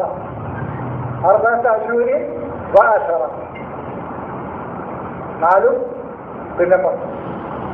ഇവിടെ നിങ്ങൾ 12 മേഖലകൾ കടക്കേണ്ടതുണ്ട്. അതിൽ 4 വളരെ പ്രസിദ്ധമാണ്. 4 വേലികെട്ട് സംരക്ഷിക്കപ്പെട്ടതാണ്. അത് അറിവിന്റെ ആകാശഭൂമികൾ സൃഷ്ടിക്കപ്പെട്ട അന്നു മുതൽ തന്നെ അതാണ് അതിന്റെ നിയമം. അല്ലാതെ ഈ ആകാശഭൂമികൾ നമ്മൾ കാണുന്ന, നിങ്ങൾ എവിടെ ഈ കാണുന്ന നമ്മൾ നിലത്ത് ചവിട്ടുന്ന ഭൂമി എന്ന അർത്ഥം വരാൻ സാധ്യതയുള്ള ഏത് വചനമാണ് ഖുർആനിലുള്ളത്? ഇപ്പൊ തന്നെ ഫസീഹുൽ അർബഅത അശ്ഹുർ എന്ന് പറഞ്ഞാൽ 4 മാസം എങ്ങനെ ഭൂമി കൂടി നടക്കുക? നീ നടന്നു തന്നെ വെക്കുക. എന്താ മെച്ചം നിങ്ങൾ പറയും? 4 മാസം ഭൂമി കൂടി നടന്നു എന്ന് തന്നെ വെക്കുക. ആ സമൂഹത്തോട് പറഞ്ഞതാണ് അള്ളാഹു, നിങ്ങൾ ഭൂമിയിലൂടെ അർബഅത അശ്ഹുർ അർദിലൂടെ സഞ്ചരിക്കുക. സീറൂ ഫിൽ അർദി ഫൻദുറൂ കൈഫ കാന ആഖിബത്തുൽ മുകദ്ദിബീൻ. ഭൂമിയിലൂടെ സഞ്ചരിച്ചിട്ട് മുകദ്ദിബീങ്ങളുടെ ആഖിബത്ത് എന്താണെന്ന് കണ്ടുപിടിക്കുക. ഞാൻ പാലക്കാട് നിന്ന് കോഴിക്കോട് വരെ നടന്നാൽ എനിക്ക് ആഖിബത്ത് കിട്ടും. മുകദ്ദിബീങ്ങളുടെ ആഖിബത്ത് കിട്ടുമോ? എന്താ ഈ പറയുന്നത്? നേരെ മറിച്ച് അറിവിന്റെ മേഖലകളിലൂടെയാണ് സഞ്ചരിക്കുമ്പോഴാണ് അള്ളാഹുവിന്റെ അറിവിന്റെ ഭൂമികയിലൂടെ സഞ്ചരിക്കൂ. എത്രമാനും അവരം യമറുന, അവര് നടന്നു നീങ്ങുന്നില്ലേ? ഒക്കെ മിന്നായത്തിൻ യമറുന അലൈഹ, അവരാകാശഭൂമികളിലൂടെ നടന്നു നീങ്ങുന്നില്ലേ എന്ന് അള്ളാഹു ചോദിക്കുന്നുണ്ട്. ഏത് ആകാശങ്ങളിലൂടെയാണ് ഞാൻ നടന്നു നീങ്ങിയിട്ടുള്ളത്? എനിക്കറിയില്ല. 53 വയസ്സായിട്ട് ഇതുവരെ ആകാശത്തു കൂടി നടന്നു നീങ്ങിയിട്ടില്ല. പക്ഷെ അള്ളാഹു ചോദിക്കുന്നു, അവർ ആകാശത്തിലൂടെ നടന്നു നീങ്ങുന്നില്ലേ? യമറുന അലൈഹ, ആകാശത്തിലൂടെ അവർ നടക്കുന്നില്ലേ? എവിടെ നടന്നിട്ടുണ്ട്? ഞാൻ വേറെ നടന്നിട്ടില്ല. അപ്പൊ ഇതൊക്കെ ഏതാണ് ഈ അറിവിന്റെ മേഖലകൾ? അപ്പോ ഇതാണ് ഇദ്ദത്തെ ശുഹൂർ, തന്റെ അറിവുകളെ ലോകത്തിന്റെ മുമ്പിൽ ഇശ്ഹാറാത്ത് ചെയ്യാൻ, വെളിവാക്കി കൊണ്ടുവരാനുള്ള തയ്യാറെടുപ്പുകൾ നടത്തണമെങ്കിൽ അവൻ നിരവധി മേഖലകൾ കടന്നു പോകേണ്ടതുണ്ട്. അറിവിന്റെ മേഖലകളിലൂടെ അത് ആകാശഭൂമികളെ സൃഷ്ടിക്കപ്പെട്ട, അറിവിന്റെ ആകാശഭൂമികൾ സൃഷ്ടിക്കപ്പെട്ട അന്നു മുതൽ തന്നെ അങ്ങനെയാണ്. മിൻഹ അർബഅത്തുൻ ഹുറുമുൻ, അതിൽ 4 സിയാജ്, വേലികെട്ടി സംരക്ഷിക്കപ്പെട്ട അറിവുകളാണത്. ദാലിക ദീനുൽ ഖയ്യിം, അതാണ് നിങ്ങളെ മുന്നോട്ട് നയിക്കുന്ന. ഖയ്യിം എന്ന് പറഞ്ഞാൽ നേരെ ചൊവ്വേ നിങ്ങളെ നയിക്കുന്ന. ഇവർക്ക് കുന്ന് പറയുമ്പോഴത്തിന് പോയി നിസ്കരിക്കാനാൽ കുന്നൊന്ന് കിട്ടിയാൽ മതി. കാവും മീമും കിട്ടിയാൽ തന്നെ മനുഷ്യന്റെ ചിന്തയെയും അവന്റെ ബുദ്ധിയെയും നേരായ വഴിക്ക് നയിക്കുക എന്നാണ് അതിന്റെ അർത്ഥം. അതാണ് കാവും മീമും. അത് അശ്രദ്ധമായി കിടക്കുമ്പോൾ ഞങ്ങൾ കുട്ടികളോട് അങ്ങനെ അറിഞ്ഞില്ല. പറയും സ്കൂളിൽ ഞങ്ങൾക്ക് മാഷം കൊണ്ട് പറയും, കുട്ടികൾ അശ്രദ്ധമാണ് ക്ലാസ്സിൽ എന്ന് കണ്ടാൽ അല്പം എന്ന് പറഞ്ഞാൽ ഇത് അല്പം അവരുടെ ശ്രദ്ധയെ ഇങ്ങോട്ട് കൊണ്ടുവരിക എന്നാണ്. അറിവിലേക്കും പഠനത്തിലേക്കും പറയുന്ന കാര്യത്തിലേക്കും അവരുടെ ശ്രദ്ധയെ കൊണ്ടുവരലാണ് ഹും എന്ന് പറഞ്ഞാൽ. അവരൊന്ന് എണീറ്റിട്ട് നിർത്തുക, അതിൽ ശ്രദ്ധ അങ്ങോട്ടും ഇങ്ങോട്ടും പോയിട്ടുണ്ടാവും. അതാണ് കാഫും മീമിൽ നിന്നും, അതിന് കാഫും മീമാണ് അതിന്റെ പേര്. അതിൽ നിന്ന് തുടങ്ങുന്ന ഏതൊക്കെ വാക്കുകളുണ്ടോ അതൊക്കെ മനുഷ്യനെ നേരായ അറിവിലൂടെ നയിക്കലാണ്. അതാണ് ഖയ്യിം. ഇവരൊക്കെ കൊന്നു വന്നാൽ അപ്പൊ പോയി നിസ്കരിക്കണം. യായികൾ മുതമ്മിൽ ഭൂമിയില്ല പോയി രാത്രി നിസ്കരിക്കുക. കൊന്നൊന്ന് പറഞ്ഞു കിട്ടിയാൽ മതി. വേറെ ഒന്ന് ഞാൻ ചോദിച്ചു, അങ്ങനെ പണ്ട് ചോദിച്ചിരുന്നു, കൊന്ന് ഞാൻ കുട്ടികളോട് പറയുന്നതിന് ഒക്കെ പോയി നിസ്കരിച്ചു വരലാണോ? അതല്ല, അവരുടെ ശ്രദ്ധയെ ഒന്ന് തിരിക്കുകയാണ്. കാരണം അവർ അലസമായി കൊണ്ടിരിക്കും ചിലപ്പോ. ഈ തുടർച്ചയായിട്ട് ഇങ്ങനെ കേൾക്കുന്നല്ലേ രാവിലെ 10 to 4. അപ്പൊ കുട്ടികളാണ് പാവങ്ങള്, ശ്രദ്ധയൊന്ന് പോകും. അപ്പൊ അവരുടെ ശ്രദ്ധയെ ഒന്ന് നമ്മൾ പറയുന്ന കാര്യത്തിലേക്ക് കൊണ്ടുവരാനാണ് ഈ സ്റ്റാൻഡപ്പ് പറയുന്നത്. അല്ലാതെ വെറുതെ ഒന്ന് എണീപ്പിച്ച് നിർത്തലല്ല, അവരുടെ ശ്രദ്ധയെ കൊണ്ടുവരാണ്. അതാണ് മനുഷ്യന്റെ അറിവിന്റെ ശ്രദ്ധയെയും അറിവിന്റെ ചിന്തയെയും അവന്റെ ഹൃദയത്തെയും നേരായ പാതയിലേക്ക് നയിക്കാനുള്ള 4 മേഖലകളാണത്. അതിനെ നിങ്ങൾ ഒരിക്കലും അതിനോടക്കം ആ വേലിക്കെട്ടുകളെ നിങ്ങൾ ഒരിക്കലും ഭേദിച്ചു കിടക്കരുത്.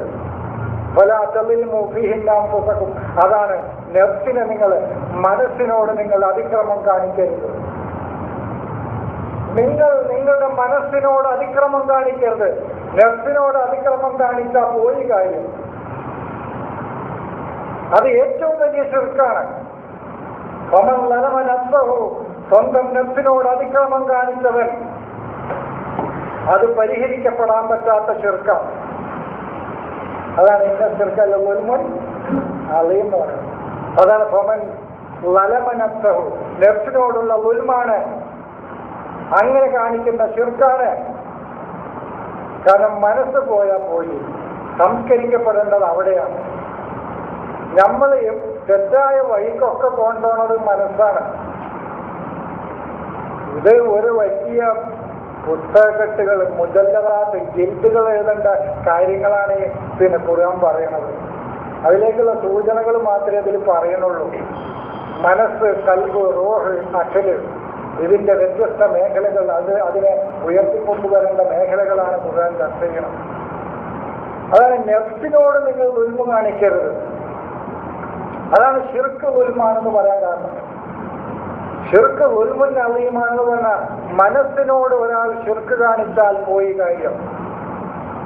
മനസ്സിനോട് ഉൽമ കാണിക്കാൻ പാടില്ല. അതാണ് പല തളിരിമോ പിന്നെ നിങ്ങൾ ബുദ്ധിയെ എത്ര ഉപയോഗിച്ചിട്ടും കാര്യമല്ല. പിന്നെ നിങ്ങളുടെ അഖലിനെ നിങ്ങൾ എന്ത് ചെയ്തിട്ടും കാര്യമല്ല. നിങ്ങളുടെ മനസ്സ് പോക്കാണെങ്കിൽ, അതാണ് യൂസുഫിന്റെ അവിടുന്ന് മനസ്സിനെ സംസ്കരിച്ചെടുക്കുന്ന മേഖലയാണ് യൂസുഫിന്റെ മേഖല. മനസ്സിനെ സംസ്കരിച്ചെടുക്കാൻ അവനെ ഏതിലൂടെയൊക്കെ പോകുന്നുള്ളതുള്ള തിരിച്ചറിവാണ് യൂസുഫിന്റെ മേഖല. മനസ്സിന്റെ യാഥാർത്ഥ്യങ്ങൾ അന്വേഷിക്കുന്ന മേഖലയാണ് യൂസുഫിന്റെ മേഖല. യൂസുഫിന്റെ മേഖല അതാണ്. ഇതൊക്കെ ഒരു വ്യക്തിയിലാണ്. മനസ്സിനെ കൊല്ലാനാണ് വന്നത്. നമ്മൾ നമ്മുടെ മനസ്സിനെ കൊന്നുകൊണ്ട് അള്ളാഹുവിലേക്ക് മടങ്ങുക, അതാ ചെയ്യേണ്ടത്. മനസ്സൊരു പ്രശ്നമാണ്. ഇടക്കിടക്ക് മൂപ്പരെ നമ്മളെ തെറ്റിലേക്ക് കൊണ്ടുപോകും. എത്ര നമ്മൾ ഇങ്ങോട്ട് പിടിച്ചു വലിച്ചാലും ആൾക്ക് അങ്ങോട്ട് ഇങ്ങനെ പോകാനുള്ള ഭയങ്കരമായ ഒരു അതാണ് യൂസുഫ് പരീക്ഷ എഴുതാതെ അബുക്കരിയായിട്ട് പണ്ഡിതനും നിപുണനുമാകാനുള്ള മോഹം ഒരാൾക്കുണ്ടായാൽ അവൻ യൂസുഫിന്റെ മേഖലയെ മുറിച്ചു കിടക്കാൻ അവന് കഴിയില്ല. പരാജയപ്പെടുന്ന ചില വിദ്യാർത്ഥികളുണ്ടാവും. അവന് പരീക്ഷയെ തോൽപ്പിക്കും, പരീക്ഷയെ ബഹിഷ്കരിക്കും മൂപ്പർക്ക്. കാരണം പരീക്ഷ എഴുതാൻ മടിയാണ്. പരീക്ഷ എഴുതാതെ തന്നെ അബുക്കരിയും മാഹിറും നിപുണനും കഴിവുള്ളവനും പണ്ഡിതനുമാകാനാണ് അവന്റെ മോഹം. അതുകൊണ്ടാണ് അവൻ പരീക്ഷയെ തകർക്കുന്നതും തോൽപ്പിക്കുന്നതും അതിനെ ഇല്ലാതാക്കാനുള്ള പരിപാടികൾ നോക്കുന്നതും. അത് യൂസുഫിന്റെ മേഖലയെ മുറിച്ചു കടക്കാനുള്ള പ്രശ്നമുള്ളത് കൊണ്ടാണ്. അതുകൊണ്ടാണ് പൊക്കത്തൊരു അമ്പുസക്കുമ്പോ തൂബൂയില പാരിയുക്കും എന്ന് പറഞ്ഞത്. നിങ്ങൾ നിങ്ങളുടെ മനസ്സിനെ കൊന്ന് അള്ളാഹുവിലേക്ക് തിരിച്ചു പോവുക. അവിടെയാണ് നമ്മുടെ നെഫ്സും അള്ളാഹുവിന്റെ നെഫ്സും ഒന്നായി മാറുന്ന മേഖല. അതാണ് ഇന്നാ ഖലഖ്നാകും മിൻ നഫ്സിൻ വാഹിദത്തിൻ എന്ന് പറഞ്ഞത്. അവിടെയാണ് ഒരൊറ്റ മനസ്സായി മാറുന്ന മേഖലയാണ്. അവിടെ നിന്നാണ് സൃഷ്ടിപ്പ് നടക്കുന്നത്. അതാണ് കൊല തളിരിമോ അമ്പുസക്കും, മനസ്സിനോട് അതിക്രമം കാണിക്കുന്നത്. ഇവരെന്താക്കി? ഇവര് കതലനർത്ഥവും എന്നാല് നിന്റെ ദുഃഖത്തിൽ നിന്ന് നിനക്ക് രക്ഷപ്പെടാനുള്ള ഏക വഴി എന്താണ്? നിന്റെ നഫ്സിനെ കൊല്ലലാണ്, അല്ലെ? നിന്റെ നഫ്സിനെ കൊല്ലലാണ് നിന്റെ ദുഃഖത്തിൽ നിന്ന് നിനക്ക് രക്ഷപ്പെടാനുള്ള ഏക വഴി. അപ്പൊ സഹോദരനെ കൊല്ലലല്ലേ? അല്ല. വൈദ ഖതൽത നഫ്സൻ ഫനജൈനാക മിനൽ ഗമ്മി എന്ന് മൂസയോട് പറഞ്ഞു അല്ലാഹു. വൈദ ഖതൽത നഫ്സൻ, നീ നിന്റെ നഫ്സിനെ കൊന്നു, അതിന്റെ പ്രവർത്തനത്തെ ഇല്ലാതാക്കി. ഫനജൈനാക മിനൽ ഗമ്മി, നിന്റെ വ്യഥയിൽ നിന്ന്, നീ അകപ്പെട്ട ദുഃഖത്തിൽ നിന്ന് ഞാൻ നിന്നെ രക്ഷപ്പെടുത്തി. അതാണ് എന്റെ ദുഃഖം അവസാനിപ്പിക്കാൻ എന്താണ് വഴി? എന്റെ ശത്രുവിനെ കൊല്ലലല്ല, എന്റെ നഫ്സിനെ കൊല്ലലാണ് വഴി. ഇതാണ് ഞാൻ എന്റെ തുടക്കത്തിൽ പറഞ്ഞത്. എന്റെ സങ്കടം തീരാൻ, എന്റെ ഹമ്മ്, ഞാൻ അകപ്പെട്ട ദുഃഖവും പ്രശ്നങ്ങളും പ്രയാസങ്ങളും തീരാനുള്ള പ്രശ്നം എന്താണ്? വൈദ ഖതൽത നഫ്സൻ, നീ നിന്റെ നഫ്സിനെ കൊന്നു, ഫനജൈനാക മിനൽ ഗമ്മി എന്ന് മൂസയോട് അല്ലാഹു പറഞ്ഞു. മൂസയാണ് നഫ്സിനെ കൊന്നത്. അതുവരെ എന്താക്കി? കുട്ടിനെ കൊന്നു എന്നാക്കി. ഒരു കളിച്ചിങ്ങനെ ഇരിക്കണ കുട്ടിനെ കൊന്നു എന്നാക്കി. എന്നിട്ട് നമ്മളോടിപ്പോ പറയുന്നത് എന്താണോ അങ്ങനെ വായിക്കണം ഖുർആനാണ്. നമുക്ക് സൗകര്യമല്ല അങ്ങനെ ഖുർആൻ വായിക്കാം. ഇത് പദാർത്ഥപരമായിട്ട് വായിക്കണമെന്നേ. ഇതൊന്ന് വായിച്ചു നോക്കണ്ടേ ഖുർആനെ പദാർത്ഥപരമായിട്ട്? ഒരു കാലഘട്ടത്തിലൊക്കെ ഞാൻ പറഞ്ഞത്, ഈ പ്രസ്ഥാനത്തിലേക്ക് കടന്നു വന്ന കാലഘട്ടത്തിലൊക്കെ ഉന്നതമായ വ്യാഖ്യാനങ്ങളൊക്കെ നമ്മുടെ സ്റ്റേജുകളിൽ നിന്നൊക്കെ കേട്ടു. പിന്നെ ഏത് കാലഘട്ടത്തിലാണോ ആ വ്യാഖ്യാനങ്ങളൊക്കെ അസ്തമിച്ചത് എനിക്കറിയില്ല. സൂറത്തുൽ ഫീലിന്റെ വ്യാഖ്യാനങ്ങളൊക്കെ, തബ്ബത്ത് അബീ ലഹബിന്റെ വ്യാഖ്യാനങ്ങളൊക്കെ, ഇബ്രാഹിമിന്റെ തീയിന്റെ വ്യാഖ്യാനങ്ങളൊക്കെ, അതൊന്നും ആരും പദാർത്ഥപരമായിട്ട് അന്നൊന്നും വായിച്ചിരുന്നില്ല. പിൽക്കാലഘട്ടത്തിൽ എന്തോ വഴി മാറി വായന. എന്തുകൊണ്ടാണെന്ന് എനിക്കറിയില്ല. മൂസയുടെ വഴിയൊക്കെ അന്ന് വായിച്ചു തന്നിരുന്നത് ഞാൻ തന്നെ അന്തം വിട്ടിരുന്നു. നല്ല വ്യാഖ്യാനം. കാരണം ഞാൻ കടന്നു വന്ന ആ കാലഘട്ടമായിരുന്നു അത്. 93, 94 കാലഘട്ടങ്ങൾ. ആളും പേരൊന്നും ഞാൻ പറയുന്നില്ല. അന്നൊക്കെ കേട്ട വായന. മൂസയുടെ വഴിയും സമുദ്രം പിളർത്തിയതും ഇബ്രാഹിമിന്റെ തീയും സൂറത്തുൽ ഫീലും തബ്ബത്ത് അബീ ലഹബുമൊക്കെ അന്ന് ഉന്നതമായ തലത്തിലേക്ക്, അതിന്റെ പൂർണ്ണമല്ലെങ്കിലും ഇന്ന് ചിന്തിക്കുമ്പോൾ, ഇന്നത്തെ തലത്തിൽ നിന്ന് ചിന്തിക്കുമ്പോൾ പൂർണ്ണമല്ലെങ്കിലും ഉന്നതമായ ആശയവായനയായിരുന്നു അതൊക്കെ. അന്തം വിട്ടു നിന്നിട്ടുണ്ട്, ഞാൻ കേട്ടുപോയിട്ടുണ്ട് അന്നത്തെ വായനയിൽ. പക്ഷെ എവിടെയോ വെച്ച് വഴി തിരിഞ്ഞു പോയി. സാധിക്കൂല സഹോദരങ്ങളെ. ഒന്നിനോടുള്ള പക കൊണ്ടോ ദേഷ്യം കൊണ്ടോ പറയല്ല. ഖുർആൻ ആദ്യാവസാനം നിങ്ങൾ വായിച്ചോളൂ. ഇതിനെ വൈജ്ഞാനികമായിട്ടല്ലാതെ ഖുർആനെ വായിക്കാനേ കഴിയില്ല. ഖുർആനെ നിങ്ങൾക്ക് വൈജ്ഞാനികമായിട്ടല്ലാതെ ഖുർആനിനെ വായിക്കാനേ കഴിയില്ല. എഴുതി വെച്ചോളൂ നിങ്ങൾ, ഈ ഖുർആനെ വായിക്കാൻ കഴിയില്ല വൈജ്ഞാനികമായിട്ടല്ല. നിങ്ങൾ ഏത് ആയത്തെടുത്താലും പിന്നെ ഇവർ അവസാനം പറയും അത് ആരും ഇവിടെ ചെയ്യുന്നില്ലല്ലോ എന്ന് പറഞ്ഞതിന്റെ അർത്ഥം ആ ആയത്തിന് പ്രായോഗികമല്ലല്ലോ എന്നാണ് അതിന്റെ അർത്ഥം. അതിനോട് ഒരാൾ പറഞ്ഞതാണ്, കൊന്നിട്ട കബദ്ധങ്ങളുടെ കൈവിരലുകൾ വെട്ടണമെന്ന് പറയുന്ന ആയത്തെന്താ? അതിനോട് പറഞ്ഞ അതിന് ആരാപ്പോടെ ഏത് യുദ്ധത്തിലാണ് കൊല്ലപ്പെട്ട ശത്രുക്കളുടെ ശവശരീരങ്ങളുടെ കൈവിരലുകൾ വെട്ടിയിരിക്കുന്നത്? ആരാ വെട്ടിയിരിക്കണമെന്നാ? അതൊന്നും കൂടെ അതിനാരും പ്രായോഗിക, അതിനിപ്പോൾ ഇവിടെ ചർച്ച ചെയ്യേണ്ട ആവശ്യം. ഞാൻ പറഞ്ഞ അതിന്റെ അർത്ഥമായി ഈ ആയത്ത് പ്രായോഗികമല്ലെന്നാണ് അതിന്റെ അർത്ഥം, അല്ലേ? അതിന്റെ അർത്ഥം ആ ആയത്ത് പ്രായോഗികമല്ലെന്നാണ്. കളിച്ചുകൊണ്ടിരിക്കുന്ന കുട്ടിയെ ആരപ്പം ഇവിടെ കൊല്ലണം. അപ്പൊ അതിന്റെ അർത്ഥം ആ ആയത്ത് അതല്ല പറയുന്നതെന്ന് ഉറപ്പല്ലേ എന്ന് ചോദിച്ചാൽ, അത് പറയുന്നത് അതല്ലെന്ന് ഉറപ്പല്ലേ? ആണെങ്കിൽ അത് ജനങ്ങൾ പ്രയോഗവൽക്കരിക്കില്ലേ? 8 നാളും 12 മാസമാണ് ദാനിക ദീനുൽ ഖയ്യിം എന്ന് പറയുന്നത് ശരിയാണോ എന്ന് ചോദിച്ചാൽ, അതാണോ ദീനുൽ ഖയ്യിം? അതിന് ആരാ അതാ ദീനുൽ ഖയ്യിം എന്ന് പറയണോ? അർത്ഥം എഴുതി വെച്ചിട്ട് അതാണ് ദാനിക ദീനുൽ ഖയ്യിം, അതാണ് ശരിയായ മതം എന്ന് അവരെഴുതി വെച്ചു. അതാണ് ശരിയായ മതം. പക്ഷെ അതാണ് ശരിയായ മതമെന്ന് അതിന് ആരെ പറയണോ? ഞാൻ പറഞ്ഞു അതന്നെ അതിന്റെ അർത്ഥം. ആ ആയത്തിന്റെ അർത്ഥം അതല്ല എന്നാണ് അതിന്റെ അർത്ഥം. ആ ആയത്തിന്റെ അർത്ഥം അതല്ല എന്നാണ് അതിന്റെ അർത്ഥം. അതാരും ചെയ്യുന്നില്ലെങ്കിൽ 1400 വർഷമായിട്ട് ആരാ പറഞ്ഞിരിക്കണേ? 8, 4, 12 മാസമാണ് ദീനിൽ കഴിയുന്ന ആരാപ്പോടെ പറഞ്ഞിരിക്കണേന്ന്. 4 മാസം പവിത്രമാണെങ്കിൽ ഇന്നത്തെ അർത്ഥം 4 മാസം പവിത്രമാണെങ്കിൽ 8 മാസം പവിത്രമല്ല. ഒരാ തൊഴിലും മൂപ്പിഹിന്ന അമ്പസക്കും ആ 4 മാസത്തെ നിങ്ങൾ ഉൽമു കാണിക്കരുത്. അപ്പോൾ 8 മാസത്തിൽ ഉൽമു കാണിക്കാൻ പറ്റുമെന്ന് ചോദിച്ചാൽ അതിന് ആരപ്പോടെ ഉൽമു കാണിക്കുന്ന 8 മാസം? അപ്പൊ ആയത്തിന്റെ അർത്ഥം അതല്ല. അപ്പൊ ആയത്തിന്റെ അർത്ഥം അതല്ല. അപ്പൊ അതാണ്. അപ്പോ അതല്ല, അത് ഈ ചിന്തയാണ് എന്റെ സഹോദരൻ എന്നോട് ചോദിക്കാനുള്ള കാരണം. അത് ഞാൻ ആദ്യം തന്നെ ഇന്നും നാളെയും പിന്നെ അടുത്ത ആഴ്ച എന്റെ പിറ്റത്തെ ആഴ്ചയൊക്കെ ക്ലാസ് ഉണ്ട്. ആദ്യം തന്നെ ഈ ആയത്ത് മറുപടി പറയാനുള്ള കാരണം എനിക്ക് വളരെ വേണ്ടപ്പെട്ട എന്റെ സഹോദരൻ, എല്ലാവരും വേണ്ടപ്പെട്ടവർ തന്നെയാണ്, പക്ഷെ അത്രയും വേണ്ടപ്പെട്ട ഒരാൾ ചോദിച്ചുകൊണ്ടാണ് ഞാൻ ഈ ആയത്തൊന്ന് വിശദീകരിച്ചത്. കുറെ ചോദിച്ചിട്ടുണ്ട്, കുറെ കാര്യങ്ങൾ.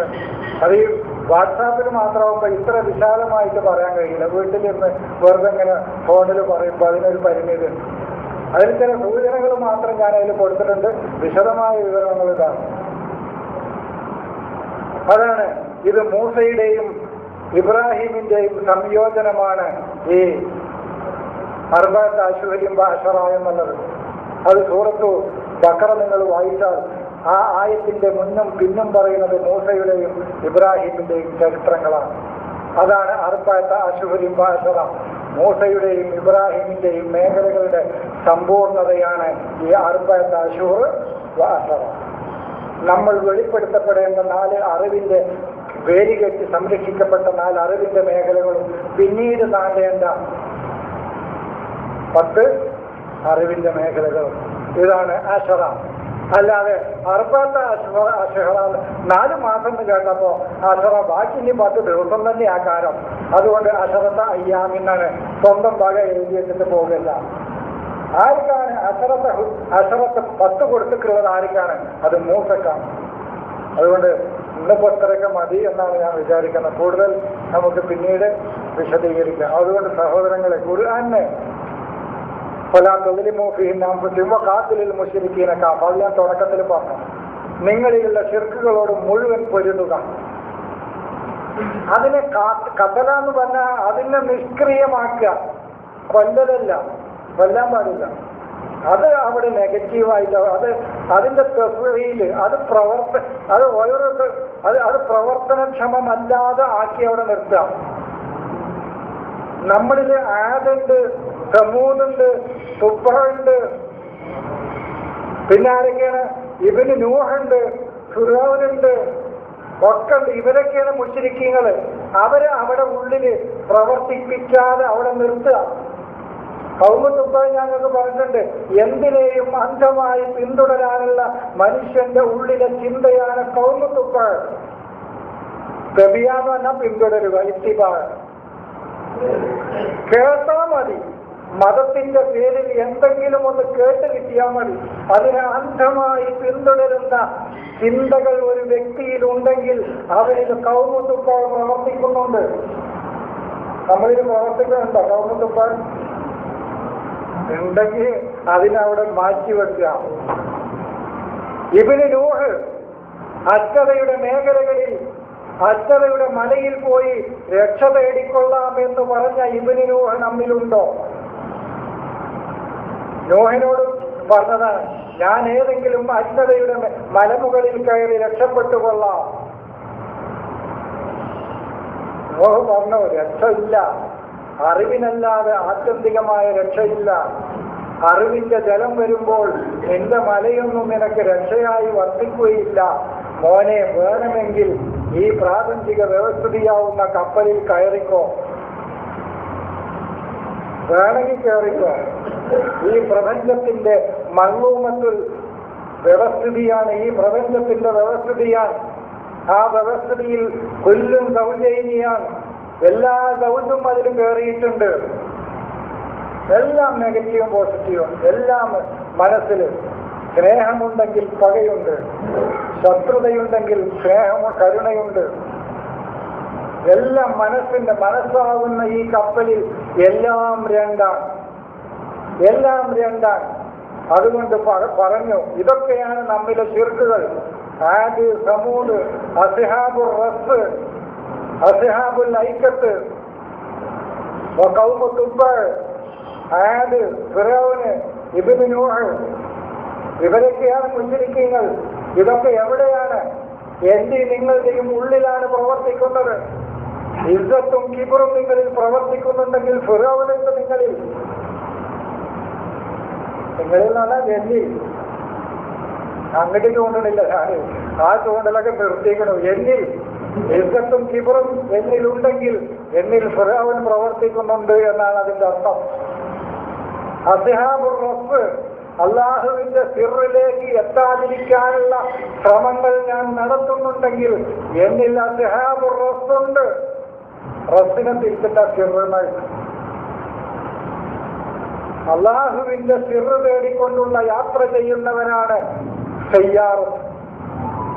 ആ യാത്രക്ക് തയ്യാറാകാതെ ഒരിടത്ത് നിൽക്കുന്നവനാണ് അസ്ഹാബുർ റസ്.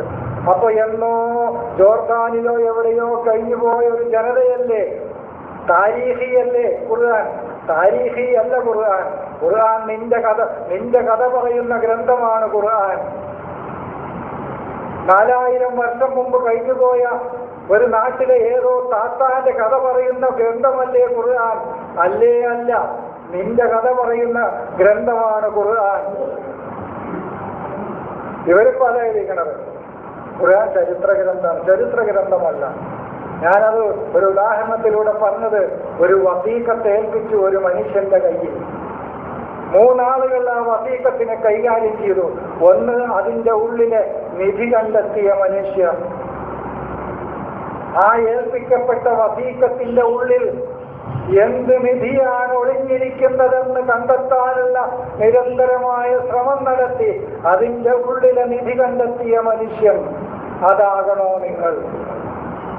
ആ വ്യക്തി ഏത് കമ്പനിയിലാണ് നിർമ്മിച്ചതെന്ന് അതിന് ചരിത്രം അന്വേഷിച്ചു പോയ വ്യക്തികൾക്ക് ഓൽക്കതിന്റെ നീതിയൊന്നും അറിയണമെന്നില്ല. പക്ഷേ ആ വ്യക്തി ഏത് കമ്പനിയിൽ നിന്നാണ് ഇറക്കിയത്, ഏത് കാലഘട്ടത്തിലാണ് ഇറക്കിയത് എന്നന്വേഷിക്കണം. അതന്വേഷിച്ചു പോയ ചിലർ, അത് ചരിത്രകാരന്മാർ അങ്ങനെ.